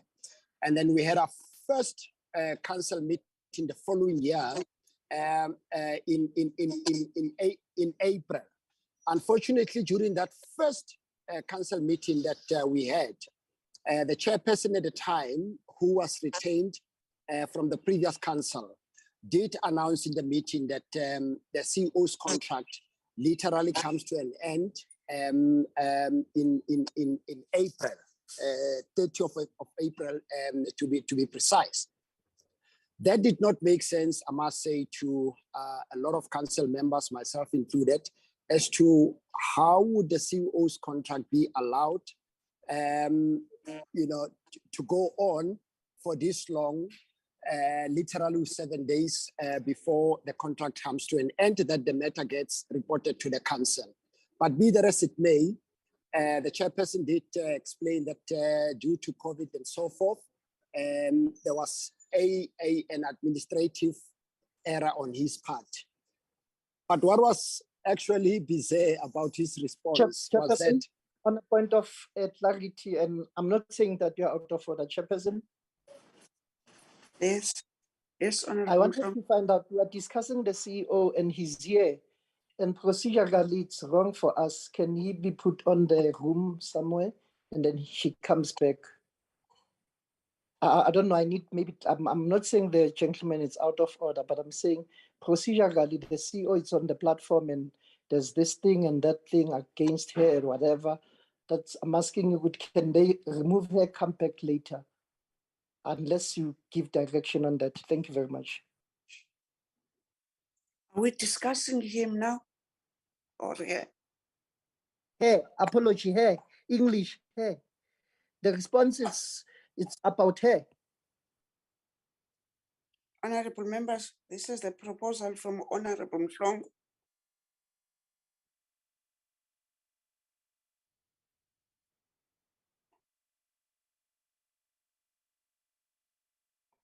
Jabulile. Chair? Who's this? Yes. No, Chair Honorable Mhlongo is correct. Yes. Because he's still in the office, and the chairperson of the council is still in the office. In fact, the whole executive is here, and when they are discussing about, you see, the first comment of the chairperson, Chair, I don't think it's proper if she's still here. Rather be told what the feeling of each and every executive members, where she is still serving. It's better if she's excused for a bit. Then when they are done with responding to the questions of CEO itself, then she can come back. Thank you. I've seen another hand, Honorable Adams. Thank you, Chairperson. The previous speaker covered me. Thank you, Chair. Thank you. Honorable Jabu, we have heard what honorable members are saying. Yes, Chair, I have. I will remove her and ask her to join us again, Chair. Okay. Continue. Who was speaking? It was me, Popo Masilo, Chairperson. Oh, continue. Much appreciated, Chairperson, and honorable committee members. Chair, as I was explaining that unfortunately, when myself and the council members that got appointed in 2019 found ourselves sitting in a council meeting where literally in 7 days' time, the chairperson does announce that the CEO's contract is coming to an end on the 30th of April. So we needed to understand why was the CEO not engaged at least 6 months prior to her contract coming to an end. As explained, the answer that we got amongst other things was that due to COVID and so forth, there was a slip up on his part to actually bring the matter to the council. However, what was bizarre about the announcement that he made, he actually made it clear that it was merely for him to formally inform us that the CEO's contract is something that is that he has a prerogative, and I'm deliberately using the word prerogative because this is what he actually mentioned. He said, look, it is prerogative to engage the CEO with regard to the extension of a contract.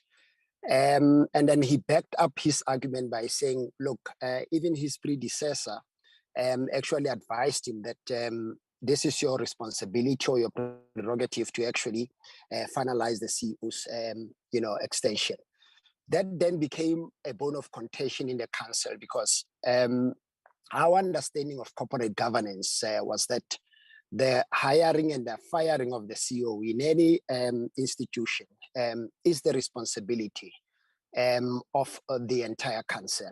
However, he was of a different view, but be that as it may, he then advised the council that, look, he will engage the CEO, and then once there is a progress between him and the CEO, he will then revert to the council. Now, we left the matter as such. I think yes, it was during COVID 2020 thereabout. And then we never heard anything, unfortunately, from him insofar as his engagement with the CEO was then concerned until last year, which is 2022. I think it was in December. Sorry, 2021, my apology. 2021 in December, which is almost 2 years later, when he sent us, the council members rather, an email saying, colleagues, as you are aware that the CEO's contract is coming to an end in April of 2022, please find attached herewith an advertisement where the CEO's position is being advertised. I remember saying, Chair, but the procedure that's been followed here is not correct. We can't be engaged at the council level where a recruitment process that ought to sit within the council's Finance and Human Resource Committee should be engaged. And the recommendation should accordingly come to the council once that committee has actually deliberated on the CEO's recruitment process. So unfortunately said, look, we don't have much time. The advert has to go, has to be advertised. So some council members felt that, look, we don't have time. Let's rather give inputs on the advert. And that's how this matter was then handled. Now, 17 January 2022, I remember sending an email to him saying, Chair, we have not heard from you since December last year about the advertisement. How far the process is? His response was, look, there was a hiccup on the part of management to have gone ahead with the advert. And then he also hinted in his email there and there saying, I also had, this is him saying, he also had a rumor that the CEO is challenging the advert. That's basically how he put it. And the entire council then got shocked. And then we started asking a lot of questions as to, but what does that supposed to mean?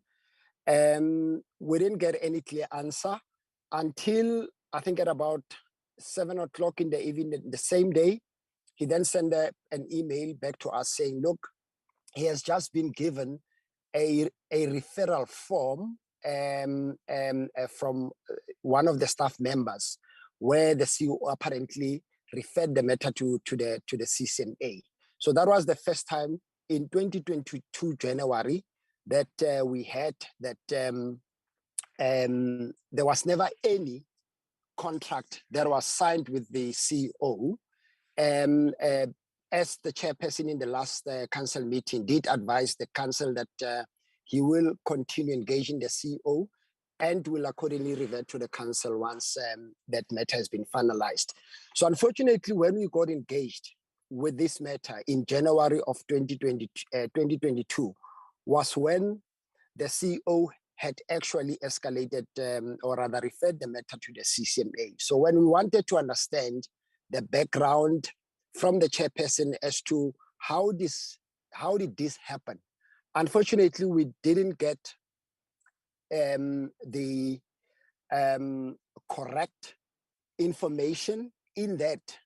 I think the matter, or rather a contractual dispute between himself and the CEO arise, I think, in June of 2021. But during that time, the council was never engaged. The council was never informed. So it came as a surprise to us that the CEO is now talking to the CCMA saying, look, the dispute actually arose in June of 2021. And until January of 2022, when I asked the chairperson as to how far the process is, he did not actually even tell us that the CEO has actually escalated the matter to the CCMA. Now, in between June and January 2022, when the council was not made aware about this entire process, apparently 2 legal opinions were sought by the chairperson, and he never shared those legal opinions, unfortunately, with the council. And those legal opinions made it clear that the failure by the council to have signed the fixed term contract with the CEO was done incorrectly.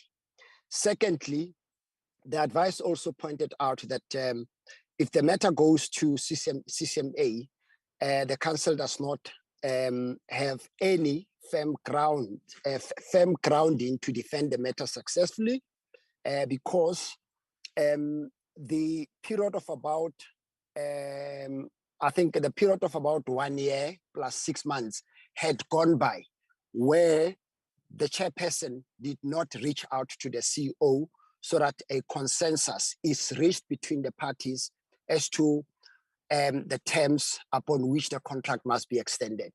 Now, from January, fast forward to January 2022, Chair, we then requested to have a special council meeting so that the council fully understands where this matter is, and how did the chairperson engage with the CEO, because in our view, this matter was definitely not handled in the manner that was expected of the chairperson.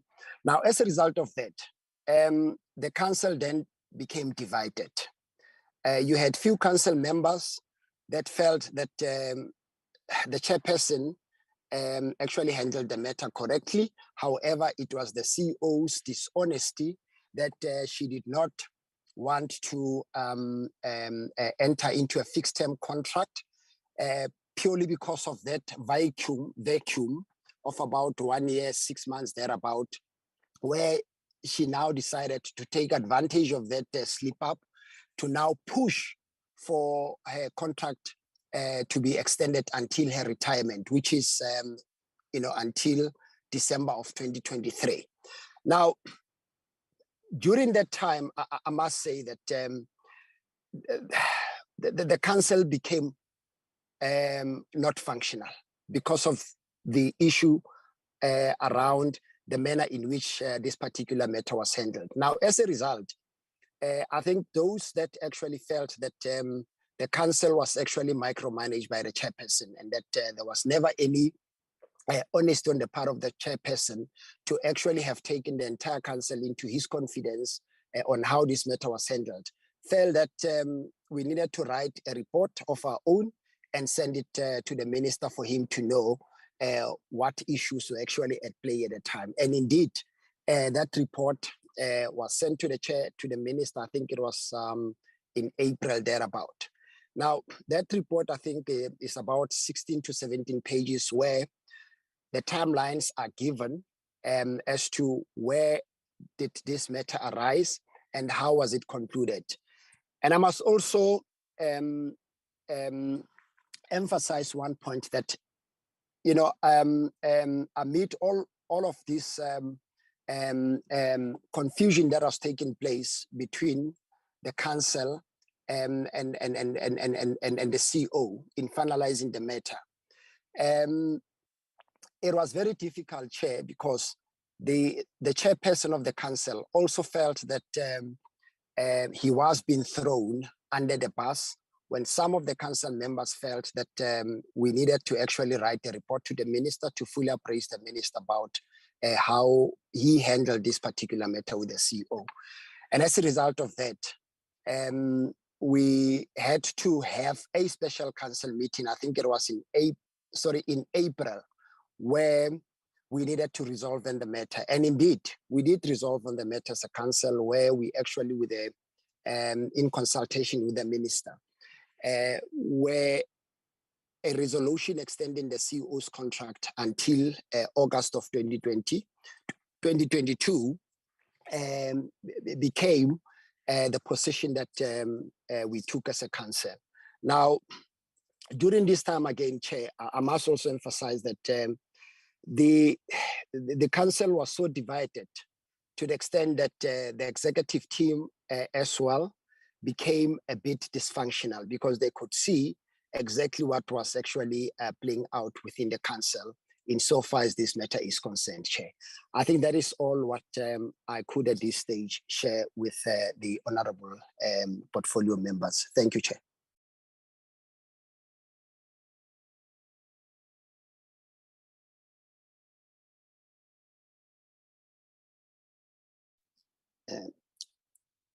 Chairperson?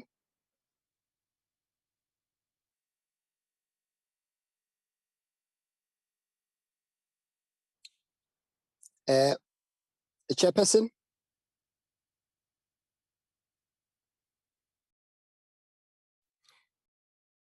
Jabu, please. We can hear Chairperson is on the platform. I'm just trying to get her.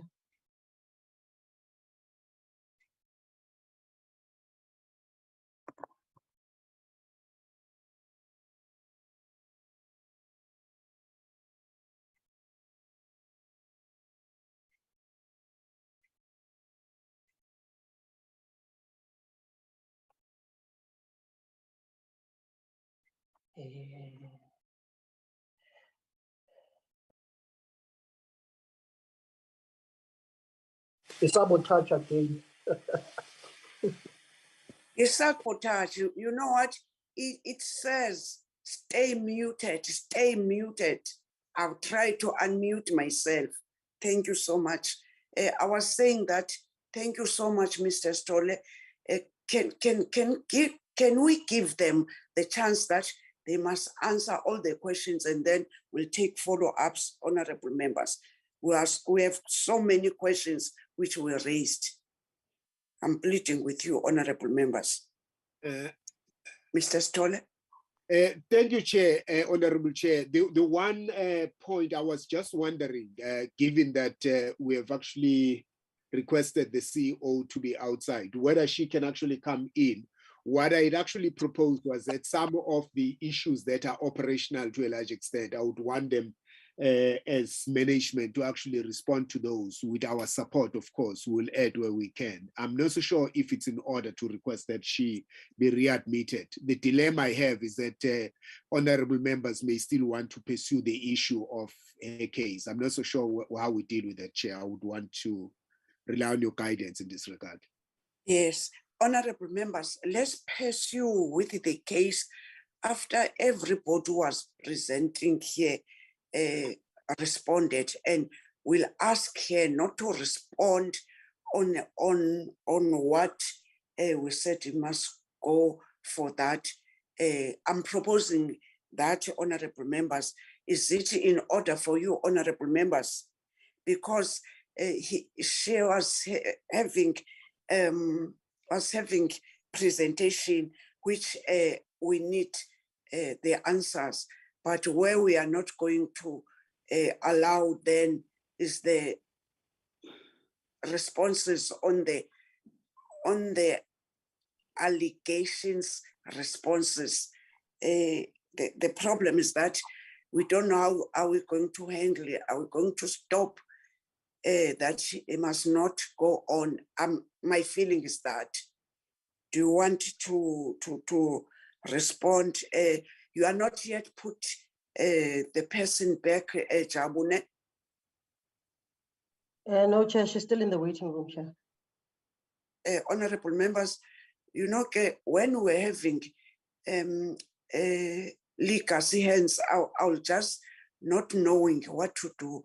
That's why I'm always asking members not just raise hands whilst we're still on the platform. Honorable Mhlongo. It's not a legacy hand, it's a new hand. Chair, I wanted to come up with a proposal. Let's talk about the CEO issue and conclude. And then when she comes, she deals with administration issues and other things. Than for us to let her in and later out, which is, to me, I think let's talk about the follow-up issue only on the CEO matter. If there are any issues raised, because I have one, if you allow me, Chair.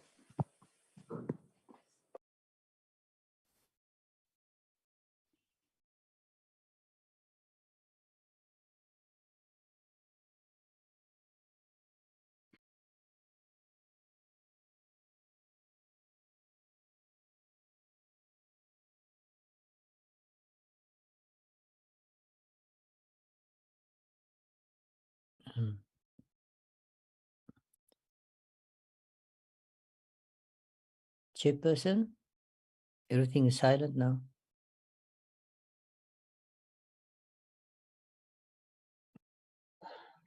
The chairperson is in the meeting. I'm trying to ask her to unmute. I think she's having a problem with unmuting herself there.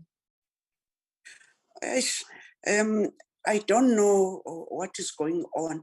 I was saying, Honorable Mhlongo, the questions were not only related to this point. There are so many questions. That's why I was saying that if we want, that must get in, but what about other questions? And we're not on that question only.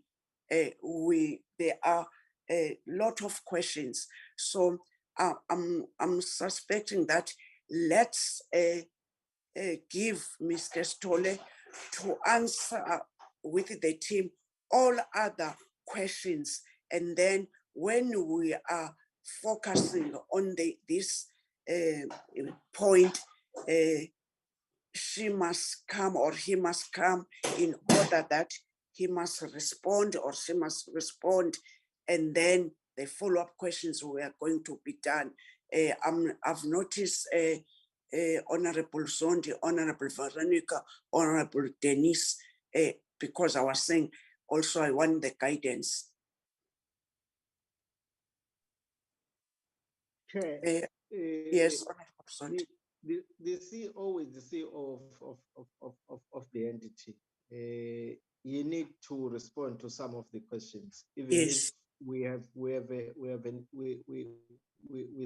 still have questions on the appointment of the CEO. But I think I agree with Honorable Mhlongo. Since the resolution, the challenges and the concerns on the processes on the appointment of the CEO has reached a point where the decision was made on the intervention of the minister. I don't think there is much we can change as the portfolio committee, except that we can raise a concern on some on the processes. but given the time we have, I think we can finish a few concerns. We can raise few concerns and issues that we want to raise about this, and let her come back and deal with the rest of the responses, rather than giving her an opportunity now. Then later we take care of. Let us finish all the questions and concerns that we want to raise with her while she's still not on the platform. Then later can deal with some, but it's better if the whole confidence of the leadership of the entity is on the platform when they are dealing with the rest of the issues that we have raised. But this one that is concerning her, we can deal with it and finish it while he's still outside of the platform. Thanks. Thank you, Honorable Zondi. Honorable Veronica. Chairperson, I also agree with Honorable Sepo that we should rather do the CEO and then follow with the rest of the questions. We can always, the questions that's outstanding, submit that through the committee to be responded. Thank you, Honorable Member. It's headed the proposal for Honorable Mhlongo. Let's do that. Honorable Dennis. Honorable Dennis. Thank you, Chairperson. I do support the previous speakers, but I just would like to ask the department just to update us on behalf of the minister. What is the way forward to guide this committee? Thank you, but I support the previous speakers. Thank you, Chair. Thank you. Before we raise follow-ups, because we all have a follow-up. This is the first time that we are getting this report. Can each department take the platform before we raise questions? Because this is the first of kind getting this report, and what we wanted to check what is department take in, and were you aware of this, what you are getting today? And then from there we'll take follow-up questions. There are many follow-up questions. Thank you, honorable members, for the guidance. I was having a call, maybe that's why I was closing my phone. DG was saying he's experiencing the problem of load shedding, but was saying that those who are in, they must take the questions. Anyone from the department? I thank you. Thank you very much for that. I am back here for a while, but I would still carry do on, the same. Carry on. Thank you. We would still do the same because I might not have gotten all the questions because I've been.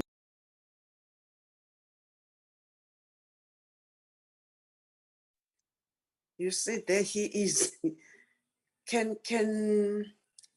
What did he say to me that was going to take?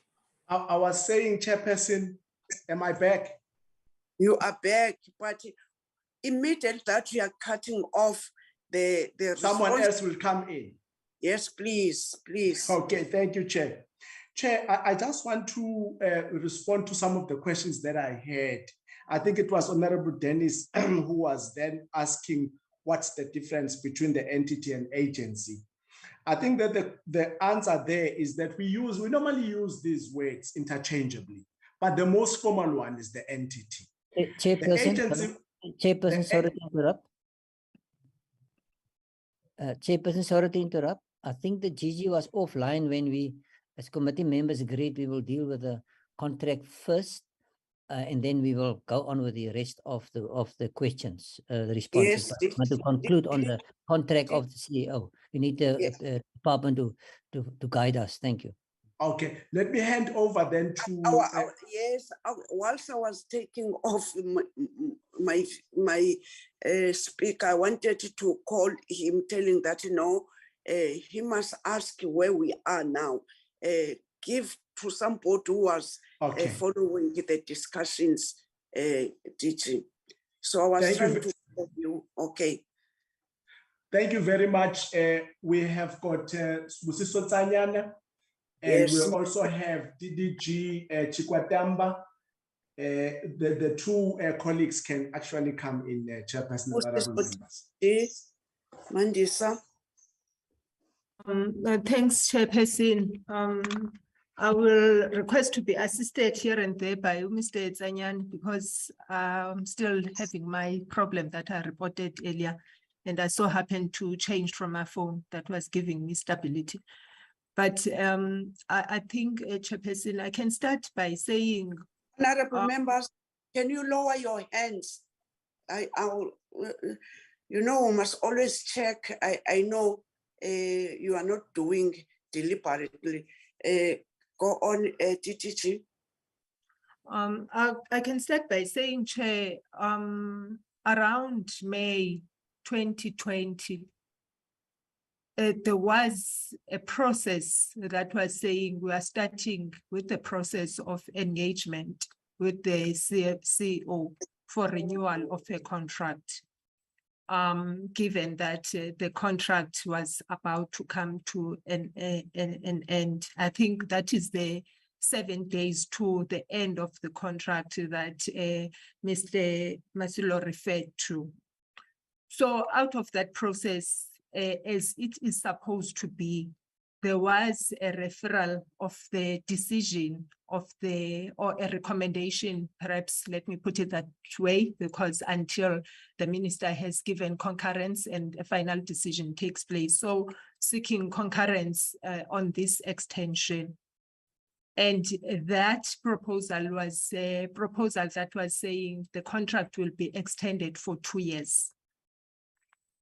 And out of that, yes, there was also a plan to say, let us make sure that the gap is closed. Let us make sure that we are putting in place arrangements in terms of making sure there is a succession plan within the organization in the event others within the organization will be able to stand up competitively for what is to come in terms of beyond the renewal of the contract of the CEO. And the minister responded to that based on that 2-year extension of the contract that was meant to come to an end by April 2022. After that, the department never heard anything about the matter because the matter was sort of done until around about November or so, if my dates are correct, when there was, I think, a trigger that was the direction from the council. And Chairperson, I'm saying the council because the department, when it's communicating with the chairperson of the council, as it is communicating with the council through the chairperson, the department believes it's out of the resolutions of the council. Until around about November, where it is reported that there was a decision to say, let us advertise for the position of the CEO, as I said, that is stemming from the contract being renewed for 2 years up to 2022. And I think from the records that we saw, it is this trigger that now made the CEO to question. Question one was that I've never heard, as reported, of this extension of my contract only for 2 years. When the time from which the extension should have started came and nobody said anything to me, I continued working, and my assumption was that my contract has been extended for 5 years. Out of those discussions, it transpired that the proposal, the wish from the CEO was that her contract is extended until her retirement age is 65, which I think would have taken a contract into an extension of about 3 years. Coming to an end still in 2023. So from there, it emanated as Mr. Masilo was responding to the question that since the conversation and the concurrence from the minister, there hasn't been proper feedback to the board. Secondly, there hasn't been a letter, a formal letter that is extending the contract going to the CEO. And therefore, there hasn't been a formalized renewal of the contract in a form of a renewed contract. And now the CEO, based on this gap, was saying it means my starting point for negotiation, if there is something that is in contrary to what I believed in, is the 5-year term. But I am coming saying I understand 5 years comes beyond my pensionable age. So my settlement in request is that I must be extended in contract until my 65 years. I think that would be until the end of December 2023. And then out of this dispute that now concerns the term of extension, that concerns the unfair as presented labor process in terms of how the extension of a contract has been managed, communicated. That is the matter that went to the CCMA for, I'll say, conciliation initially. But at that stage, that's when the ministry picked up that there is a serious matter on this. And there was a proposal that says, since the matter is still at conciliation stage, perhaps indeed, chairperson or the board through the chairperson must engage with the CEO. And they left the CCMA on that note, saying only if they don't agree, they can have now arbitration. But the certificate was a certificate that was saying, please go and see if you can settle the matter, hoping that you may settle the matter before the arbitration date. And out of that, new negotiations came. And for a longer time in the negotiations and the report that came to the minister, actual minister had to get to a point where had to get a report from the chairperson, and also received, because the CEO also sponsored to give minister a report. So there was some kind of communication that came from the CEO. But out of those discussions, chairperson, though initially presented to minister, was that the settlement date that will be offered will be up to the end of December 2023. And I think there were some 2 options on the table, but the latter date was the one of December 2023. After some negotiations on this timeline, chairperson, the settlement became August 2023. I hope I have tried to be precise. It has been a long discussion, but I'm trying to filter out of it what would be critical milestones to bring clarity to this matter. Thanks, Chair. Thank you so much. Any additions in this information from department? If not, Mr. Stolle, do you want to say something before I give members to do follow-up questions?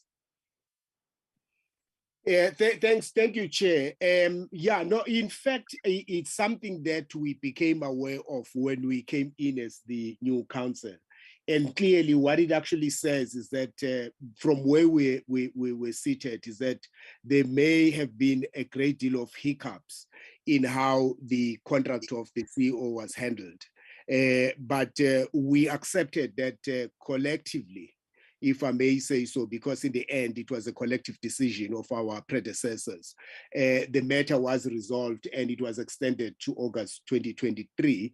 And our understanding is that it's one of the priorities that we need to actually start thinking critically about a process of a succession, because clearly within this year, within in a few, it's 11 months left, we need to be starting a process of thinking about the succession, the advertisements and all of those things, so that we avoid a situation like the one that the previous council had. I think that's a one thing that we have actually prioritized and we take quite seriously, so that there can be stability in the institution and it can actually focus on the core business that it's actually supposed to be dealing with. That's one thing that I would actually want to add on the contract itself. I'm not so sure whether at what point then we actually deal with the other issues related to the CEO, because there were other questions that were asked by honorable members. Honorable Chair, thanks. Oh, you mean questions are related to the CEO? Yes, Honorable Chair, there were questions related to the CEO. If my recollection serves me well, one of the issues was around whether or not she met her targets during her 15 years in the sector. And there were questions that were raised along those lines, and we noted those. So I'm not so sure at what time. Please answer the questions, and because we are going to take today as per guidance of the meeting, we are going to deal with this question of CEO. So in order that honorable members must not repeat the questions that they've raised, they must do follow-up questions. Everyone who wants to respond, let's talk about CEO issue only today, as the proposal is on the table. You can get in. Yeah, thanks, Chair, for that opportunity. For the last 10 years at Iziko Museum, I would rely to a great deal on the department, because the department will be in a position, and I would also want Mr. Masilo to reflect on his time at the council. One thing that I can actually add, yeah, I mean, the sector happens to be too small. I was a chairperson, I think, at the Luthuli Museum. My recollection there is that she was actually performing quite well, because at a time when she took over as a director of the Luthuli Museum, one of the entities of the Department of Sports, Arts and Culture, we were actually getting very negative sort of audit outcomes. And it was her intervention and her leadership before she departed for Iziko that she was able to stabilize that entity. And when I chaired it up until 2017, we're able to actually build on the foundation she had actually established. Now, in the last 10 years, or the duration that she has spent as a CEO of Iziko, I would actually invite my colleagues, especially in the department as a mother sort of a department in this case, as well as Mr. Masilo, who would be in a position to comment on in this area. Mr. Masilo, and then department, Mr. Masilo. Thank you, Chairperson. Just to add to what the Chairperson of the Council has shared with the honourable members, indeed, the CEO's performance was routinely assessed, and as far as I can recall, her performance appraisal was done in the past financial year, where she did perform excellently in terms of the strategic objectives that formed part of her KPAs, Chair. Thank you. But however, I think I must also indicate that I think one thing that was lacking, which is something that we recently became aware of, was that when she got appointed, she only signed the fixed term contract, but there was no performance agreement in place.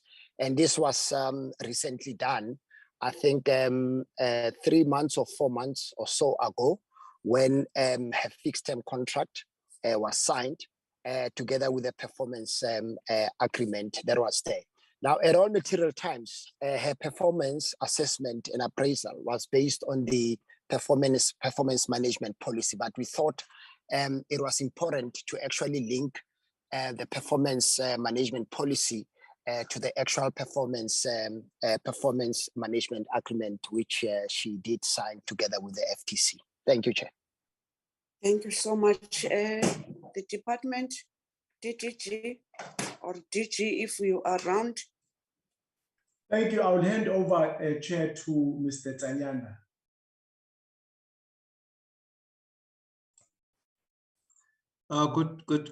Good morning, Chairperson. Good morning, honorable members and colleagues. Yes.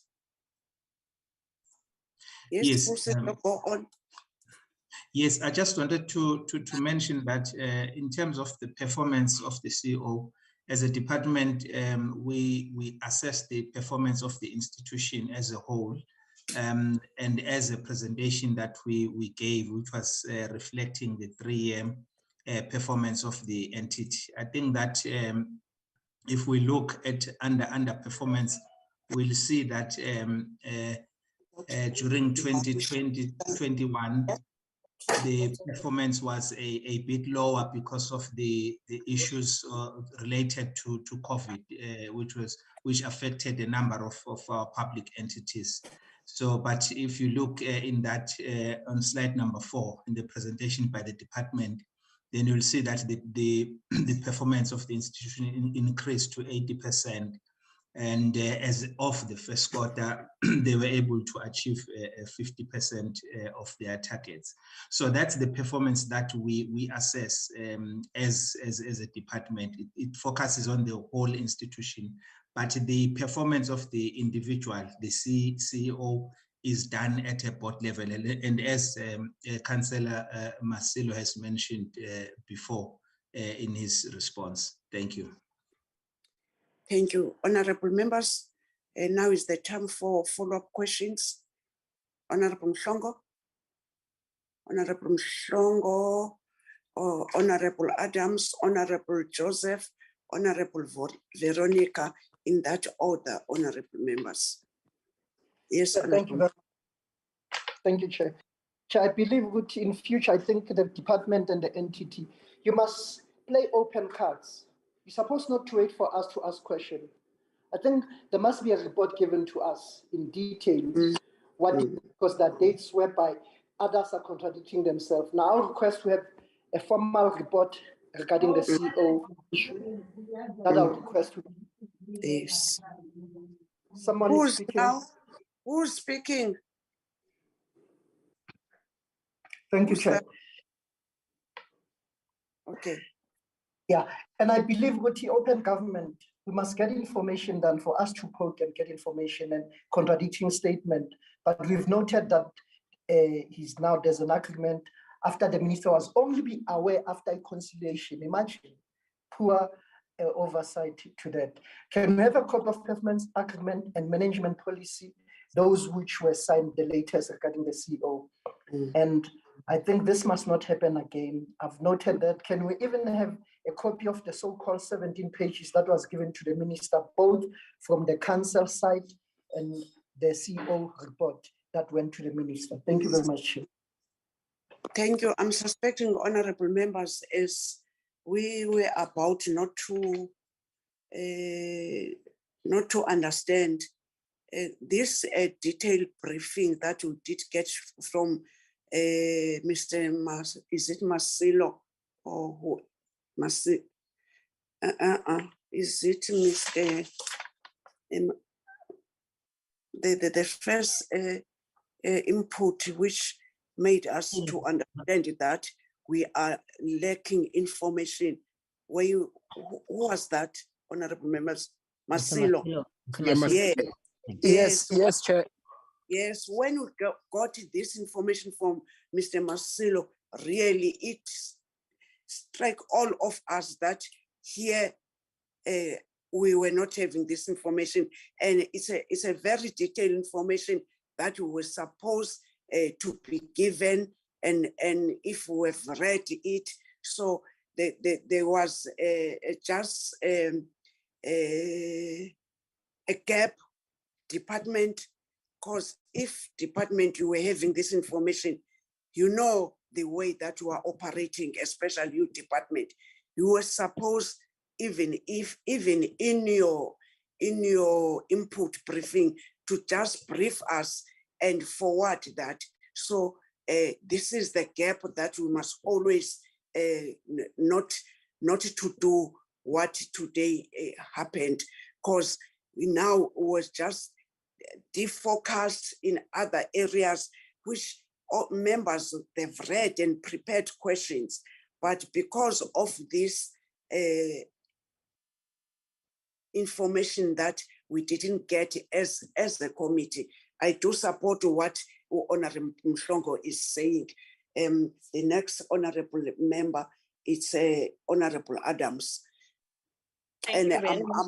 I'm about to say that I'm suspecting that in order that we must get justice done in this issue, we need this information, and this information we must be given and read it and prepare our own questions as we are doing as this committee. These members, they do read, and that's why you are seeing that there are so many questions. So I'm having a writing point that this question, it needs that we must be taken through again with all in the information. Surely immediately that we do get all the information, will emerge with follow-up questions, but I cannot not to give the members. Honorable Adams. Thank you very much, Chairperson. Chairperson, we are clear now after getting a full report, but Chairperson, as committee, we do not have to drag answers through questions for information. But I wanted to state that Chairperson, I wanted the committee to note the displeasure of the manner in which the council handled the issue of the displeasure of the minister of the manner in which the council handled the issue of the CEO. And then Chairperson, the last one to note, I think, Chairperson, that the department should consider the review clause and the number of terms CEO can serve as one institution. I thank you, Chair. Thank you, Honorable Adams. Honorable Joseph.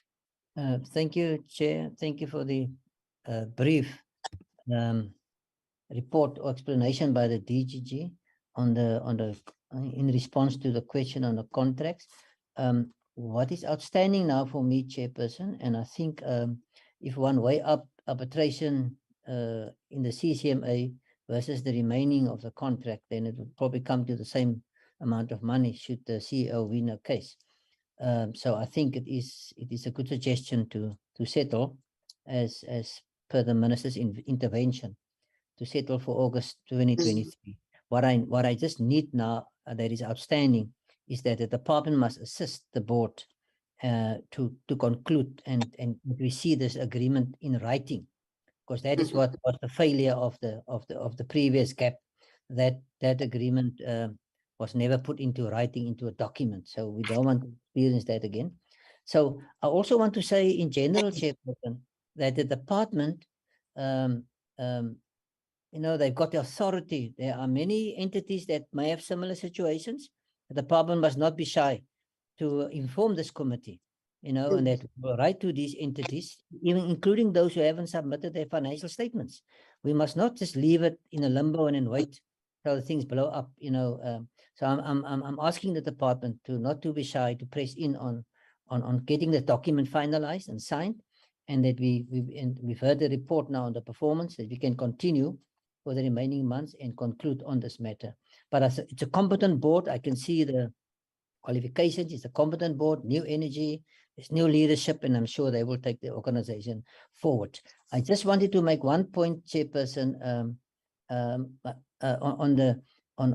the other point still coming, then the operational part. I wanted just to say, which one point I forgot, is that the NAHAU and the disciplinary hearings that I didn't attend, that company that Iziko is using, Masu Rumble attorneys, they chair disciplinary hearings. That is a conflict of interest, and NAHAU is right to question that, even if I don't attend the hearings, Chairperson. Thank you. Thank you very much. Thank you, Honorable Dennis. Honorable Veronica. Thank you, Chair. Chair, my question is if they can just give us the commence date of the CEO's current contract. And then I've listened to everything that has been said, and I just failed to understand how she was paid in the absence of a contract.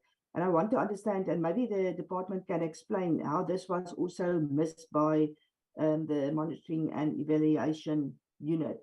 The other concern that I have is that after what we've heard, how can this committee be assured that the performance assessment is a true reaction or a reflection of the CEO's performance? Thank you, Chair. Thank you, Honorable Veronica.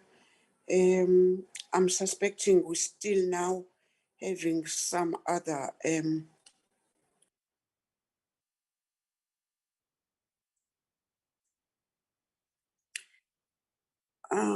honorable members. The other questions related to this, if there are any, now I'm coming back to you, honorable members, to say that if you do have any other questions related to this, you must do so. If not, any other questions are out of what we've rounded up, that we want information that it must be submitted to us tomorrow. No, on the 14th, we must have that information. And then if we want us now to continue with the other questions, I'm putting to you, honorable members. Because the full report, we want it written down, forwarded to us, and then we'll take it from there, whether we'll have a follow-up meeting after we've read when we're coming back. I'm seeing the hand of Honorable Mhlongo. Thank you, Chair. I support your motion, Chair. Can we continue and ask the CEO to come back, and then they must respond to other questions? Jabo, we are all our ears. Yes, Chair, I've admitted the CEO, Chair. Okay. Chairperson of Iziko, which is Mr. Stole, when CEO is in, can you further go back to your questions that are outstanding, in order that she must also have a chance of responding to those questions, not only herself and your good selves. You were noting questions. So now this is the time that we are giving you to do that. I thank you, Mr. Stolle. Thank you, Honorable. Yeah, thank you, Honorable Chairperson. There are quite a number of questions that were asked, which we noted, which are to a large extent operational. Can I hand over to CEO and management, because there are other management members here, to actually assist responding to them? One of them was the issue around the benchmarking exercise, and if the Iziko has actually done a benchmarking exercise and what it means, and there are several other questions. Can I hand over to you, CEO, to do that, to actually assist? Let's welcome back you, CEO, Now we were dealing with just about your contract. That's the only thing that we've done so far whilst we were away. And the decision that we have taken, we've said we don't have information at all. It was the first of kind that we were getting that when we're saying they are giving information about you.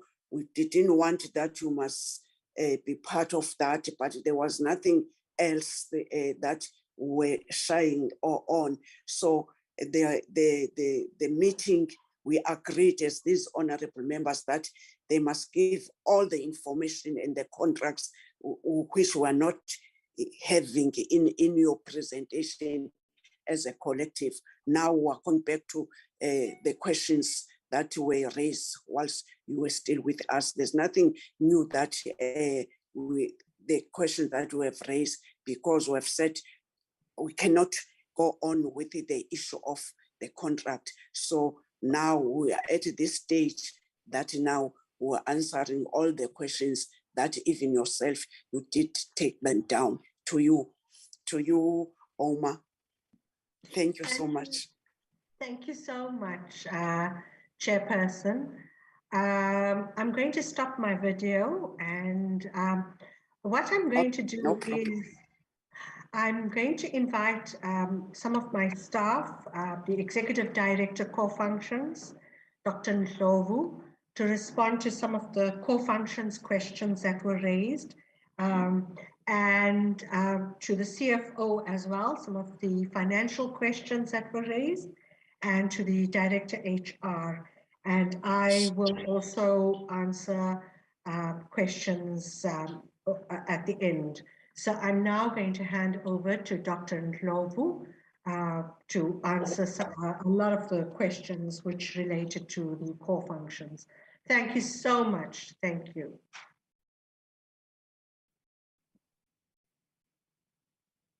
Thank you, Chair.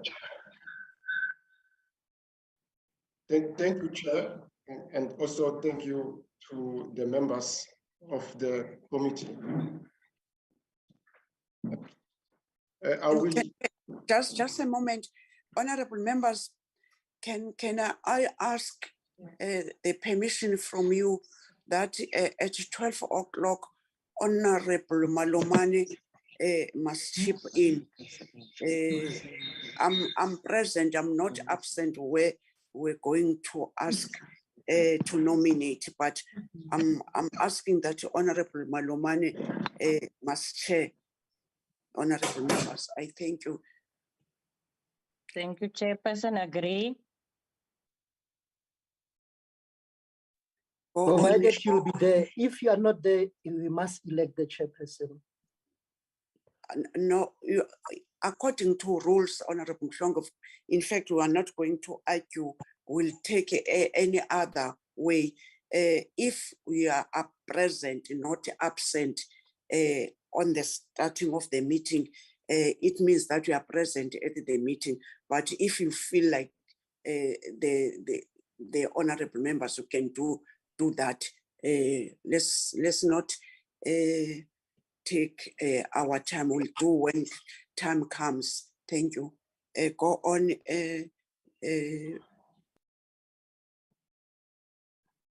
Thank you, Chair. Let me try to switch off my second. No problem. Chair, I request your permission to switch off the video. Yes, yes, with pleasure. Thank you, Chair. I will take all the core functions questions that we raised during the course of this meeting. I will take them as a group. In terms, Chair, of the question that relates to the members of the public assessing our artwork. Yes, members of the public are allowed to assess our artwork, and they also have access through our exhibitions, through the specimens that we have, artworks, and in addition to that, objects via the exhibitions that we have. And we also allow them, those who are not able to pay entrance fees, we waive entrance fees for those members of the public. We also do have visual exhibitions for a number of exhibitions that we have, which relates to our core work and also to our content that is in relations to access to our museums and to our spaces. There was also a question around whether our artworks was insured. Yes, chairpersons, our work, our artworks, objects, and specimens are insured, but we have also limited funding to cover that. But to answer your question, the question, yes, they are insured. In terms of the value of the objects that we have, in terms of the GREP 103 values, our objects are worth 2.6 billion South African rands. And in order to protect them, we have two levels. At one level, it is through infrastructure, briefly shelter. So the buildings that we have, last week, not last week, a few weeks ago, the Department of Arts and Culture was here, and they were also participated in a desktop assessment of our infrastructure. And then in addition, in relations to the work that is required to maximally cover our artworks, the department has also indicated how it will also assist the institution to engage with public works, and then also internally how it will also assist the institutions to make interventions. That is at an infrastructure level, noting that some of our buildings are in the city center, and then the recent fires in Parliament also demonstrated to us that we needed to improve in terms of security and infrastructure, the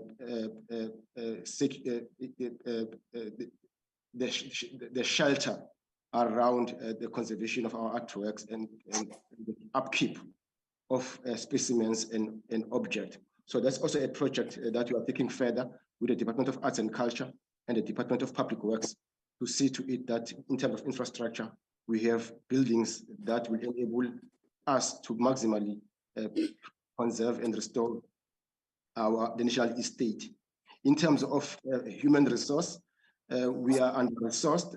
There are a number of vacant positions, including the conservation staff and collection management staff that are responsible for restorative and preventative restoration of heritage objects that we are the custodian of. So that is also with the comprehensive recruitment plan that we have, we are hoping that we'll be able to fill in some of these vacant positions. Our HR department has also costed and has submitted to Treasury via the Department of Arts and Culture as to how much we'll need in order to be able, in order to enable the institution to take care of the national estate. That is as far as human resource is concerned. In relations to the number of museums that are not accessible to the public, that are closed. The Iziko Old Town House Museums is closed due to restoration work that is taking place there. And then the constructor has indicated that they will hand over the building to the institution around about December. And we are looking forward to taking again over that building and then seeing to it that new content is exhibited. Iziko Bedroom House is still closed. We're hoping to reopen it at the beginning of July. There has been new leaks that were reported, and in taking care of the work that is exhibited there, we took a decision not to expose the national estate to such leaks. And then our teams are also working very closely with Public Works to try and fix those leaks and infrastructure challenge. In relation to the Iziko Maritime Center, the lease agreement came to an end with the waterfront management company, and that museum therefore is not is closed. Those are the three museums that are closed to members of the public. Some of our smaller museums, site museums, are open but on specific days, and then we also are closed on specific days. But as all of us are working very hard to see to it that we reimagine our works, our sites, then we are positive that we'll be able, therefore, to open them to members of the public. One museum that is closed currently also is the Iziko South African National Gallery. That museum will reopen next month. We are overhauling the content of that gallery, and then we are planning a new exhibition. And hopefully, we are optimistic that the new exhibition will continue to raise important debate around the social pulse of our country and also around the national estate. But that museum will reopen to members of the public in October. And we are finalizing plans with the department around the opening date and also the guest on that particular day. In terms of the funding, yes, the institution depend, like the main source of income is the public, is the grant. And noting also that in terms of the Contractual Disputes Act, the institution is established as a public entity of the department, and the primary purpose of the entity is to take care of the national estate and also to contribute via the heritage it holds to nation building and social cohesion. However, Iziko has been actively seeking additional sources of income, and we've been also working as an entity with a number of other role players in the space. And also that includes also entities that like the National Research Foundation. They've also have been funding a number of our research activities and to a degree exhibition activities. And also the HCI Foundation, they've been funding our public program activities. We are now engaged with the HCSRC regarding a number of research activities. We are also engaged with the National Institute of Humanities and Social Sciences Research for a number of other activities that we can work together. However, we also have worked very well with universities in the country and outside of the country, notably University of Cape Town, the University of the Western Cape, CPUT, and those universities have also played a major role in the upgrade of the planetarium and also other content in terms of skilling young people, giving them exposure to the workplace, and also in terms of research and educational development. So we've worked with those. We've also worked very closely with embassies of different countries that are present in the country. They funded also some of the projects that are aligned to our activities. And we've also done a number of other groundbreaking research and exhibition projects with countries that South Africa has bilateral relationships with. This also broadly includes countries in the BRICS category and also countries also in Europe. And more importantly, we've also worked very closely with other colleagues in the continent, including Uganda. We are doing a project, an exhibition project that relates to Lesotho.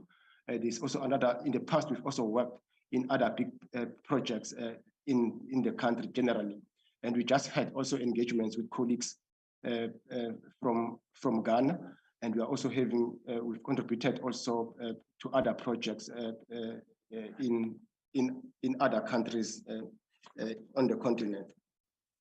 Regarding our content, transformation of our content, in the past 7 years, we've been focusing exclusively on reimagining our spaces and also on developing new plans and strategies, practical strategies to transform our spaces.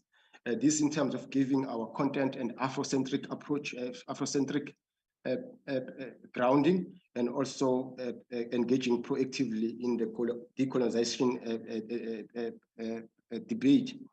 As far as that is concerned, we are aware that this museum, the South African Museum in particular, is South Africa's oldest conventional museum, and in 2025 it will be celebrating. There's a big debate whether it will be celebrating or commemorating.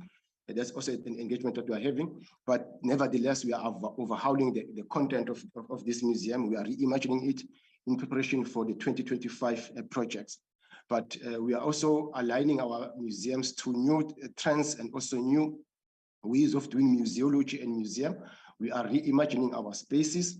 All our sites, we have a plan that we've developed to reimagine them, and we've costed that plan. So in essence, through the Reimagining Iziko Museums and Galleries project, we hope that in the next 10 years, we are going to see a totally overhauled museum, a new kind of museums that are actively engaging the members of the public and also allowing them to be spaces of public engagement. For that particular project, in terms of reimagining our spaces, we've costed it, the maximum that Iziko may require is 400 million rand to overhaul all our exhibition spaces, and the minimum is 230 million rand. We are using that now. The new council has also indicated to us that we need to aggressively go out and source for funding. We are aware of the funding environment that many companies, public benefit organizations are facing the similar challenges, but we've costed it, and then we are going to be using that document as a blueprint for us to approach possible funders. We have also been engaging with the Department of Sports, Arts and Culture to assist us where it could, as far as funding is concerned. In terms of outreach projects and also audience development, we have a mobile bus that the CEO has made reference to. That mobile bus enables us to visit various spaces outside of the big cities and then also outside of Cape Town and the Western Cape. So we're using that. Prior to COVID, to the outbreak of COVID, we are on the verge of also taking the bus to neighboring countries. But we are satisfied about the role played by the mobile bus, because through it, we are able to take the museum to communities, different communities, to rural areas, and also to participate in public and programs outside of the main cities. We are in the process of replacing the bus, and because it's more than 22 years old, and getting a newer vehicle which will allow us to do so. We are also, through this particular process, we'll also be taking with it a mobile planetarium. We will sort of see to it that the bus is accompanied by a mobile portable planetarium, so that those people who are not able to come physically to Iziko museums are able to enjoy, to a degree, the same kind of content via our mobile planetarium and our mobile bus. However, we've also intervened, and we've also created a virtual content, virtual exhibitions, and we are also using them also to reach out to those communities that are not able to physically come to our spaces. In terms also of collecting items that demonstrate Africa's greatness, yes, we are actively collecting and also researching on that field, broadly covering art, social history, and natural history, and then broadly also looking at archaeology, at all forms of collections that relates to our core mandate. Few of the collections that we have in our spaces is the lintel panel, and this is one of the most sought after objects internationally, and we've refused to travel. We've refused for it to travel internationally, because we believe that this precious object that belongs to South Africa should be enjoyed by South Africans. And more importantly, there are a number of learning areas around this and object or such projects, and learners are benefiting greatly from it. So for us to take it and allow it to travel overseas and allow and deprive our learners an opportunity to interact with the original will not be doing justice to the South African pride. We also have Blombos. We also have a number of works by Nandi, amongst others, Gerard Sikoto, Nandi Pantambo, and a number of notable South Africans and also South African objects. This is also a project that we'll continue to embark on, despite the fact that we have limited resources to acquire new artworks, but we'll continue to collect artworks and objects that displays African greatness. In terms of human remains, this is a difficult question that Iziko has been dealing with in the past 22 years, and Council has made it clear that at one point we need to fast track this. But Iziko has also moved quite progressively in terms of addressing this particular matter. The Ministry of Arts and Culture was able to allow us to deaccession all human remains in our collections, and as such, we no longer treat them as objects, but we treat them as human remains. There's a process that was started nationally to address the question of human remains and the question of repatriation, and Iziko is an active role player in that particular process. It is led by a sister institution, SARA, and also under the guidance of the Department of Sports, Arts and Culture, and we are active role players. As a matter of principle, Council and Iziko has taken a position that no active research will be done on our human remains, and that we are not going to expose them to practices that dehumanize them. Iziko has also taken position that we need to rehumanize human remains, and that we also need to get involved in processes that are aimed at addressing such past imbalances. We hope that through the process that has been set in place by the department, now that we have initial policy, we'll be able to progressively move forward. We understand that there are a number of opportunistic activities that may come out of this particular process, but it is a process that needs to be undertaken, and those human remains need to be laid to rest in consultation with communities. In terms of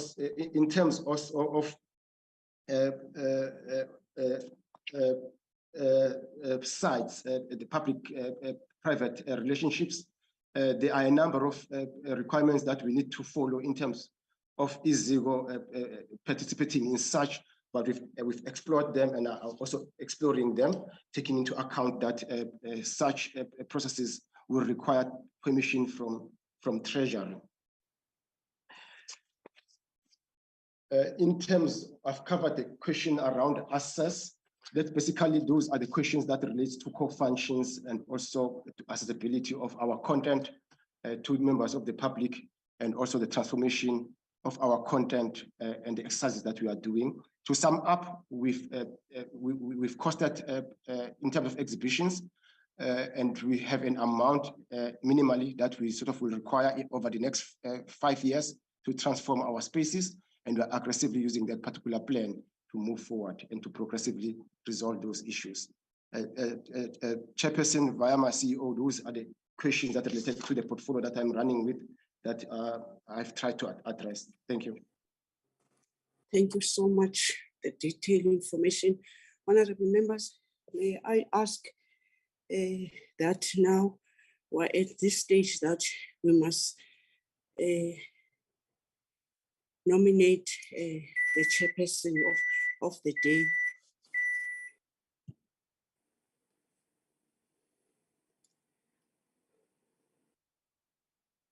Honorable members, Honorable Zondi. Yes, Chair. I nominate Honorable Malomane as with an ILM. Thanks. I second that, Chair. You know, sometimes Honorable Zondi can make us laugh. In other translation, he is saying he's nominating Honorable Malomane, that he must at least enjoy these few minutes which are left, and it's being seconded by Honorable Adams. Honorable members, are you happy about that? Honorable members, it's Yes, been, Chairperson, we're it's been happy. seconded. Oh, I had you. Okay, honorable members, whilst I'm still here, really, I'm not sure this somebody was responding. He wanted to swallow everything, but let me check with the chairperson, Mr. Stolle, that do you want to add any other thing? By now, Honorable Malomane, take your few minutes to enjoy. Thank you, Chair. I think at this point, there isn't anything to add. We will obviously respond and elaborate should the honorable members require us to do so. Thanks, Chair.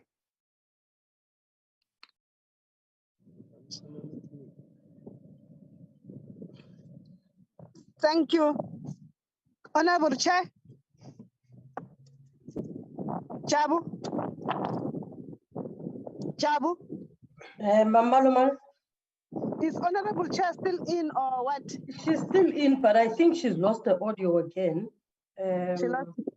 Yeah, I think she's lost the audio again, Mamalumal. So what's the next item so that maybe I cannot because I cannot say. Yeah, it was the minutes. If they are finished with everything, Acting Chairperson, it's the minutes for last week. So if they are finished. We can release DSAC. But I think they're still responding. Honorable Chair, if I may actually come in. Yes, you can come in. Yeah, I was actually wanting to double check. There were questions that I thought were relating to human resources, which you have not actually addressed. And I thought perhaps through the CEO, with your permission, we can actually ask again management to deal with that. Some of them are issues relating to the non-existence of your Black African as was written, Black African sort of managers in the various sites. And I don't think that that's an issue that was actually addressed. And I'm not so sure if members are comfortable with that. And it's one of some of those very few things that are issues that I thought ought to be responded to. That was all, Chair. Thank you for clarity. Can she shoot straight so that they can respond to those questions? Chairperson, it's the CEO speaking. I'm going to hand over to the Director of Human Resources to answer some of the questions which related to human resources, and I will add at the end if there's a need to. Thank you. Thank you. Chairperson, her name is Lucinda Rudolph, and she will be taking you through. Thank you. She can do that.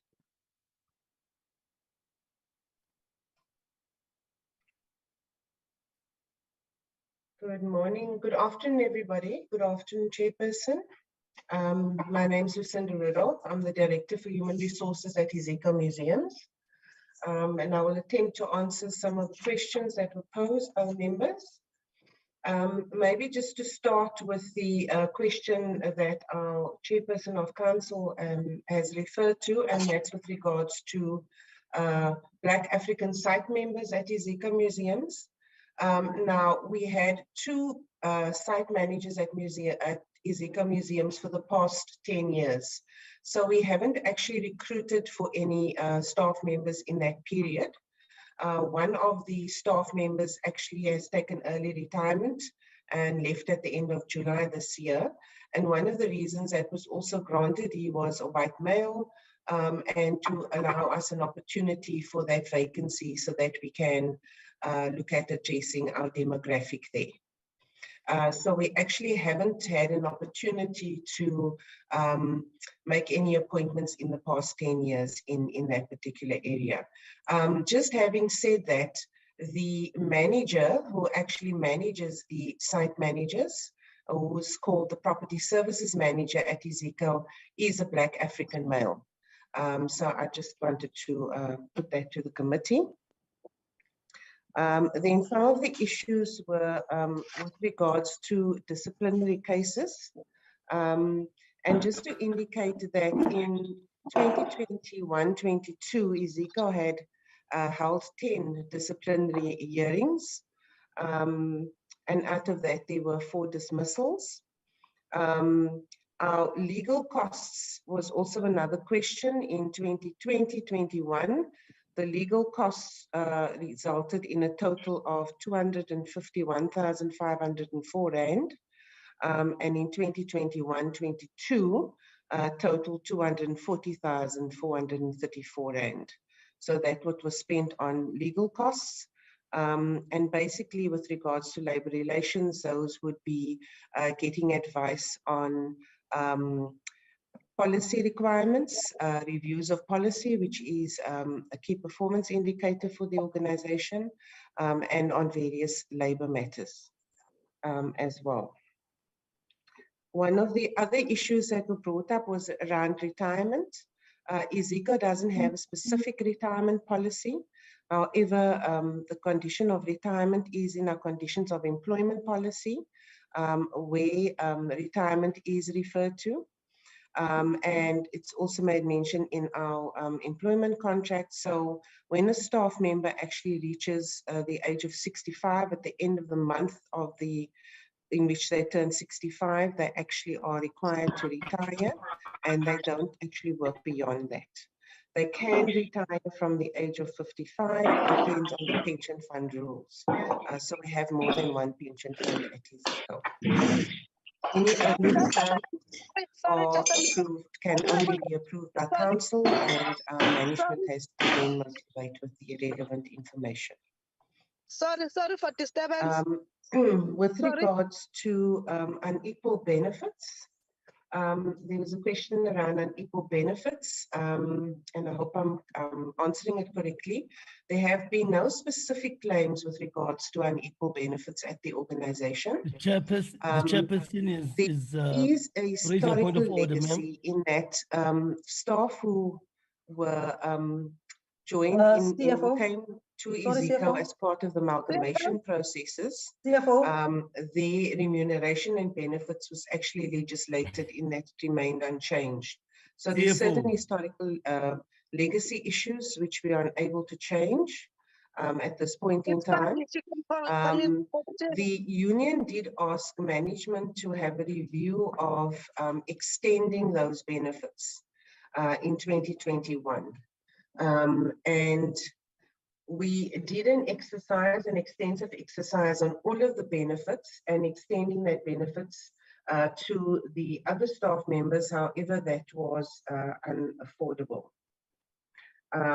So just to go back, and just in terms of the transitional provision 17.7 of the cultural institutions, staff then had to retain their benefits when they came across. Let's see. There was reference made to a benchmarking exercise. Iziko has never undertaken a benchmarking exercise.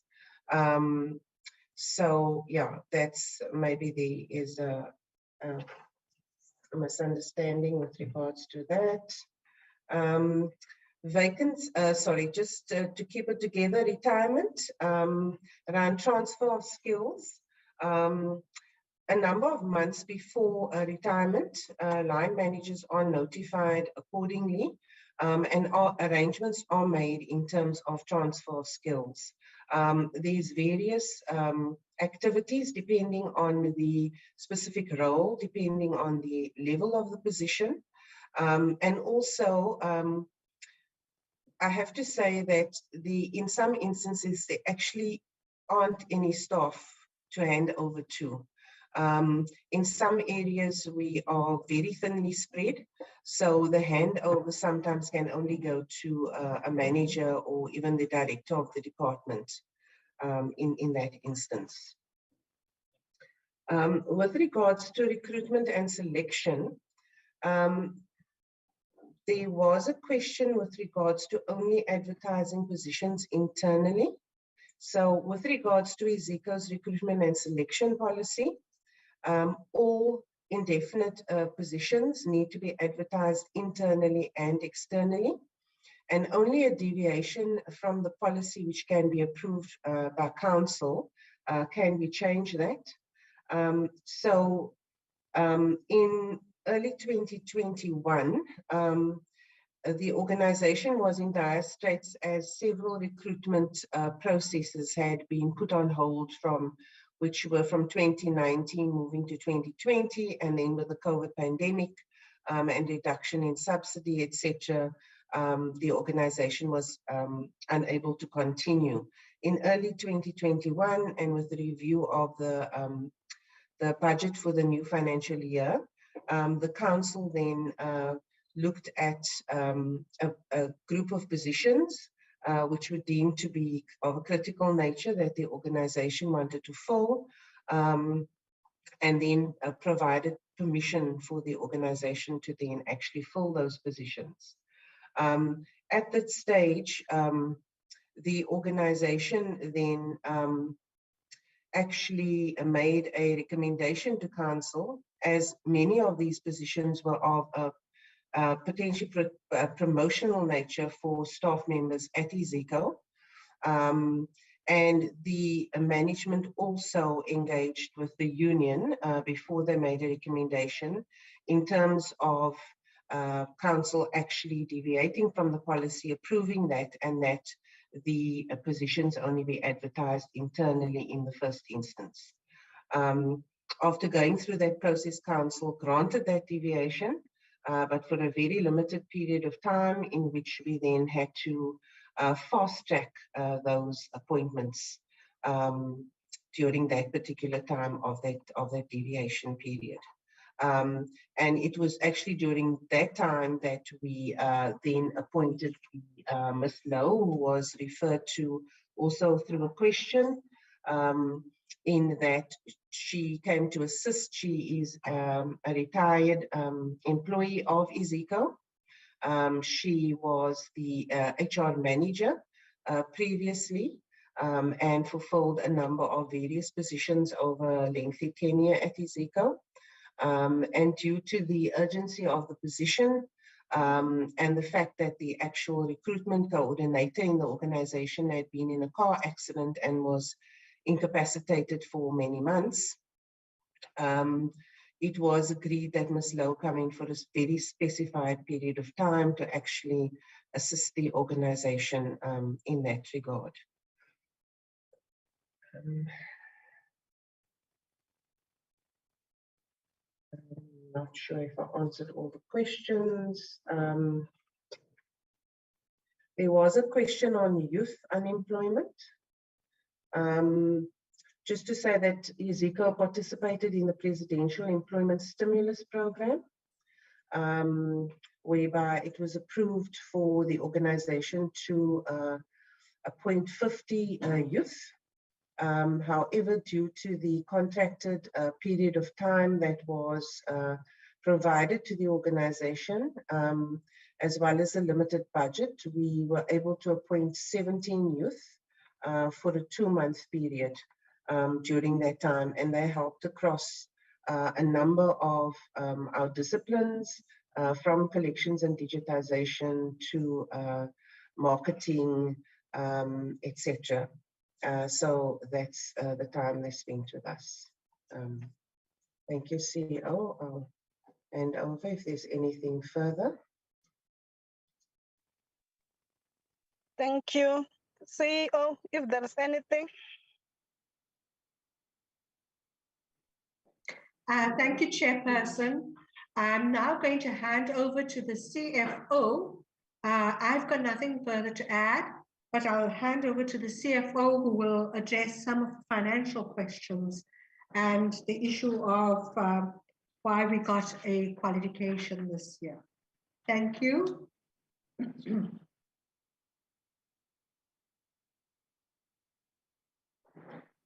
Hello, Chair. Thank you. Most of my colleagues have dealt with some of the financial questions that I had. Just in terms of underfunding, just to note that we are regularly making presentations to National Treasury via the Department of Arts and Sports and Culture for additional funding in terms of the subsidy. There were some cuts in 2022, 2020, 2021 that related to a reduction in compensation of employees, budget cuts, and so the cut. So we regularly make presentations for any of our needs. Admission fees There was a question on admission fees. Just to say that they are regularly reviewed and will be reviewed again this financial year. At the last review, the council was concerned that concerned about increasing admission fees because it would exclude some of our poor communities, because access is important to Iziko. Right. Then the audit outcomes related to heritage assets, the heritage asset registers. There was some duplication of records in the listing, and the fact that not all of the heritage assets were on the heritage asset register. So it was an issue of completeness. So the project was completed a number of years ago, but it seems as if there are still some imperfections. It is a large project for Iziko. A full heritage asset verification, in our estimation, will take more than one financial year.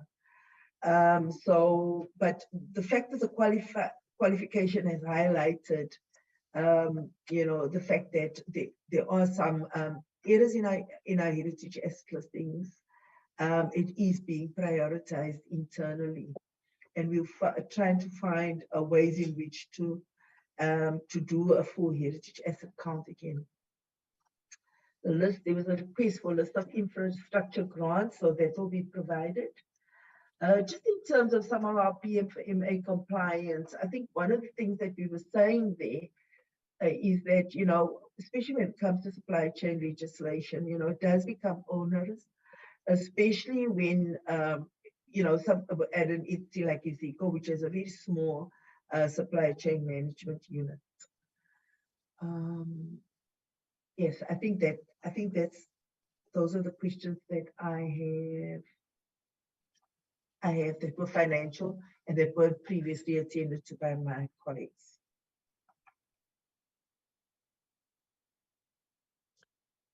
Thank you. Chair Sitole, is there anything? Chairperson, thank you so much. So at this point, I don't think we have any other sort of addition, unless, of course, the honorable members feel that we might have missed some of the issues that they had actually raised. Thank you, Chair. Thank you. The department, acting DG. Thank you, Chair. There were questions that I tried to respond to, but I think the timing was not right, because I had been out of the system and I was not aware of matters that had already been discussed and that were supposed to be of main focus. But I was just trying to respond to some of the questions that had been asked, more particularly by Honorable Denise, which was about entity and agency. And I was saying that we normally use those words interchangeably. But we know that an entity, in terms of the Public Finance Management Act, is the one that is a formal word.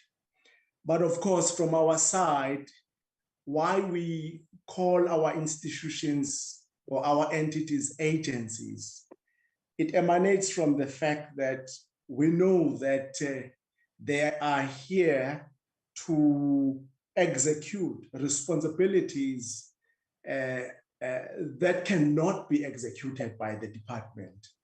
They are an extension of the department.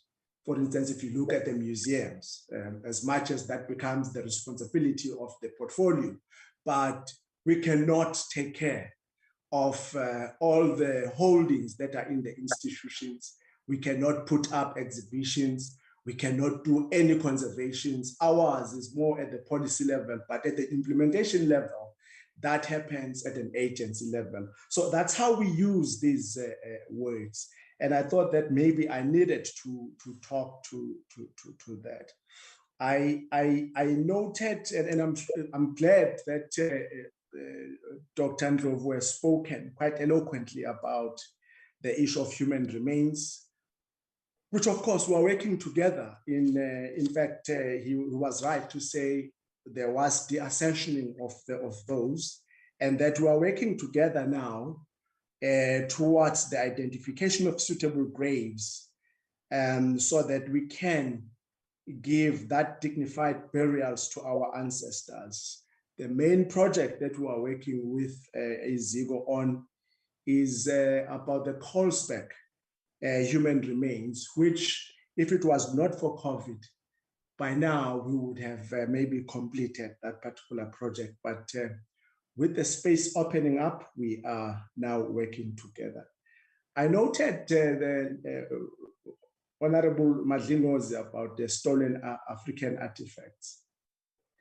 We've recently done that policy on the repatriation and restitution of human remains and heritage objects.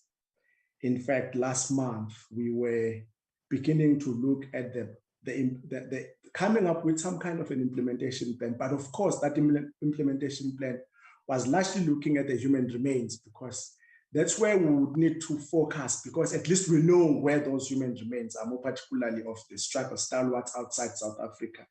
But within that big task team, there is a small unit that is beginning to look at our heritage objects. And what we need to do, Honorable Madlingo, is first and foremost, we need to identify where these artifacts are, have an audit of these artifacts, so that when we start engaging in the repatriation process, we know exactly what we are looking for and where those items are. So we are not necessarily, we have not forgotten about that, but of course it's a question of where priorities are. First and foremost, we would want to bring dignity to people who died for our freedom.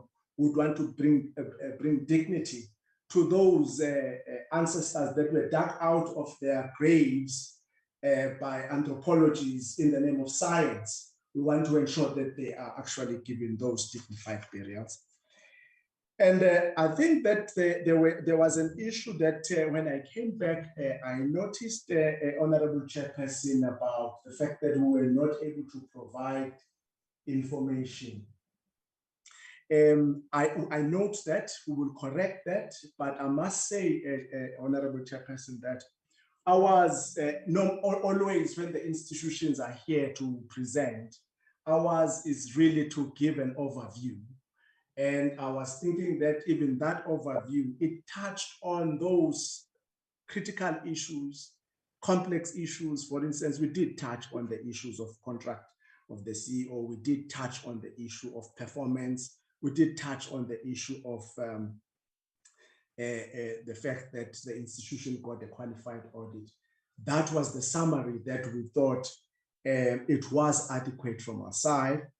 And that the institution was then going to give the full report, but we note also the additional information that the committee has asked for.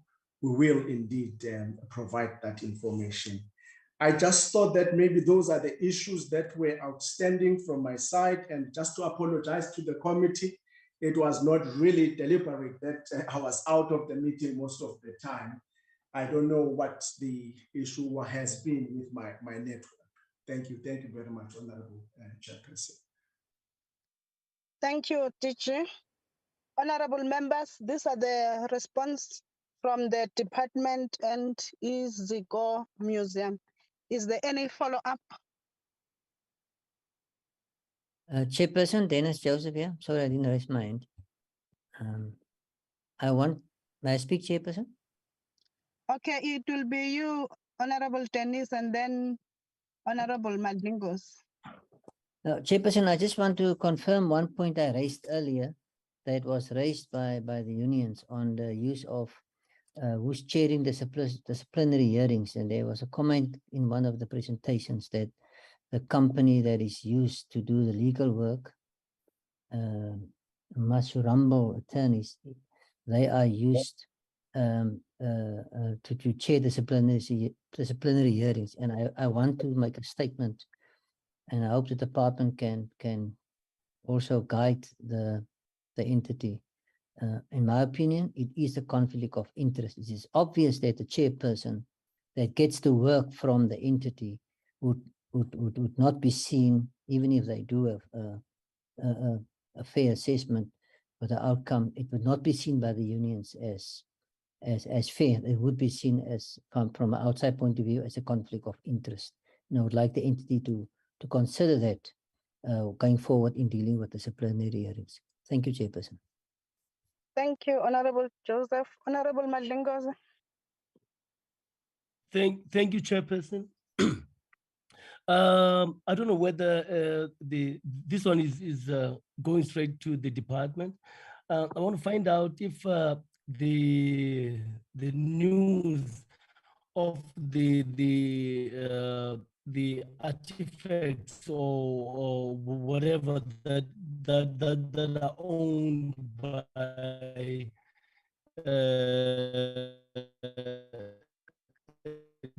Honorable Madlingozi.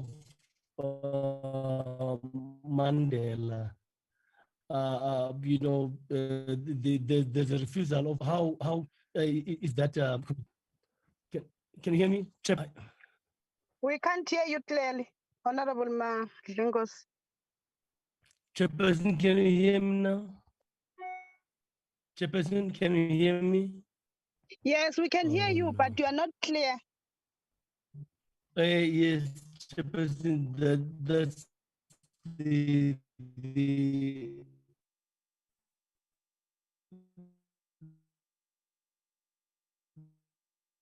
Honorable Madlingozi. the place where I am. Oh, can I continue, Chair? We can't hear you. Your network is not clear. Chairperson, can you hear me? Now we can hear you. Yes, Chairperson. I'm saying I don't know whether the department have heard of the complaints or the collection of some of the Mandela I would say heritage articles, whatever. So I want to find out how far is that communication going between the department and the family of Nelson Mandela. Thank you, Chair. Chairperson, my hand is also up. You can come in, Honorable Veronica. Thank you, Chairperson. I think I missed some of the responses on the questions I've been asking. I've asked to the department, and I'm not sure if they responded because with the poor reception this side, it may be. Specific with regards to the PNF work that was stolen in the Free State. I asked what protocols have been put in place by the department as custodian and the local government to protect art that is owned by the state.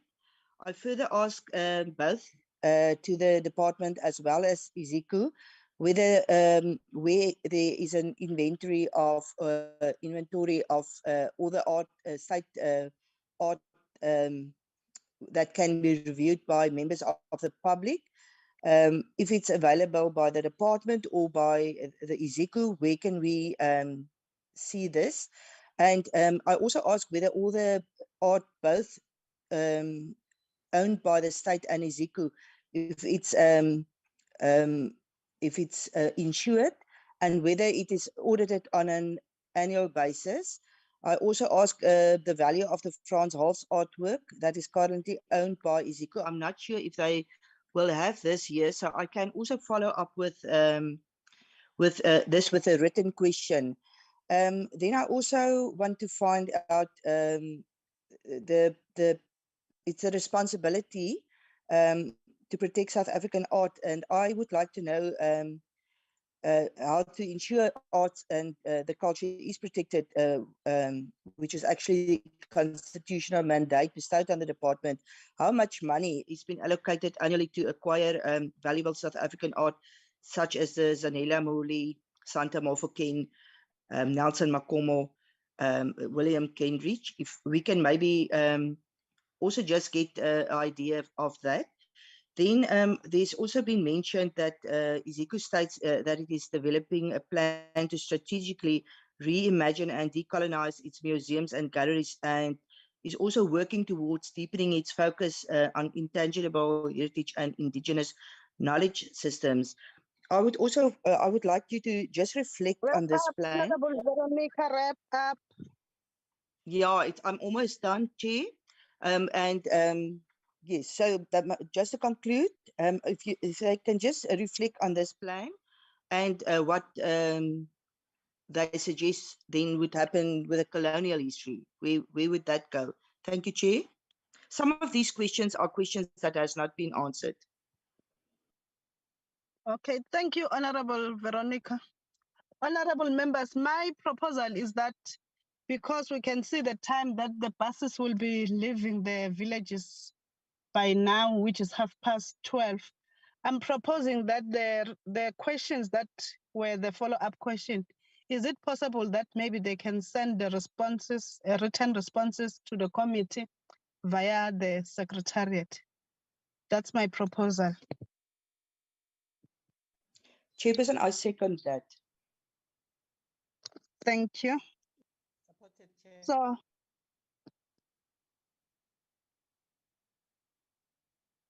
thank you. Can I give it to Iziko Chair to wrap up? So any words so that maybe we can release them. And then after that, I will give it to the acting DG to wrap up. And then after that, we can continue with our own internal agenda. Yeah, thank you, Honorable Chair. On behalf of Iziko, I would like to express our appreciation for affording us an opportunity to deal with these issues. We fully understand it's your role, and it's an important role to ensure that the entities are actually doing things in accordance with the prescripts of how we should be working. We are quite grateful, and the four reports that were required will be attended to, and we know that the deadline we're given is on Thursday, and as soon as we are out of the meeting, we'll ensure that we put the processes in place to respond to those issues and submit the reports that are relevant. But it's highly appreciated, honestly. Thank you so much. Thank you. Honorable Acting Teacher. Thank you, Honorable Malomane. I'm not sure whether I just have to also thank if the agreement is that all the questions that have been asked by honorable members are going to be responded to in writing, because one is tempted to respond, but I'm also aware of your time constraints. Therefore, I would really just also want to thank the opportunity. And if those can actually be furnished in a form of writing, and then we will then be able to respond to the question. But thank you so much. Thank you very much. You are released. Thanks, Chair. Thanks, Honorable Chair. Thanks. Thank you very much. Thank you so much, Chair. Thank you. Thank you.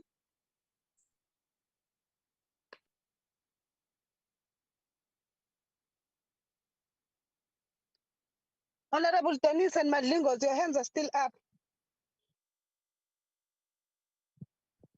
Apology, Chairperson. Apology, Chairperson. Jabu.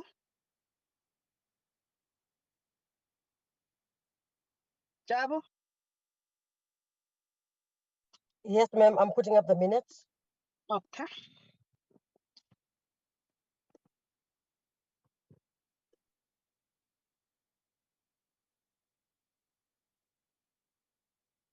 Okay.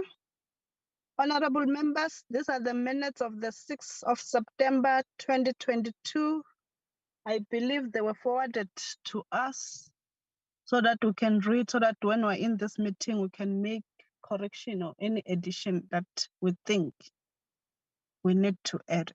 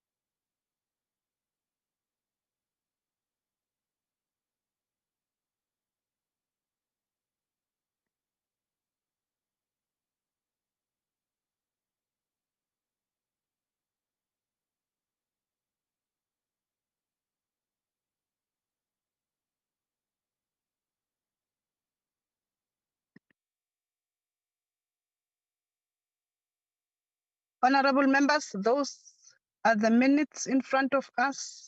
Are there any corrections? Oh, Chair. Chair. Honorable Zondi, Chair, I move that to adopt the minutes. Thanks. thank you, Honorable Zondi. Any seconder? Chair, Honorable Adams, thank you, Chairperson. I second on the proposal of adoption. Thank you. thank you.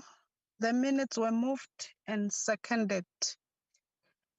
I think we're in the last item, which will say, we'd like to say thank you for us as honorable members to attend and really participate. Our participation, the way we ask questions, is things that maybe we need to do so as part of our mandate, that we need to make sure whatever it is that the departments, the Iziko, what is doing, we need to make sure that it is in the benefit of our community that we represent. This meeting is adjourned so that everyone can go to the buses. Thank you. Thank you, Chairperson, and Thank you. good afternoon. Good afternoon. Thank you, Thank you, Chairperson. you. Asibongo madlingozi, wazi wasikhuluma. Ngezwa ngathi ungayicula. Malibongwe. Malibongwe. Malibongwe.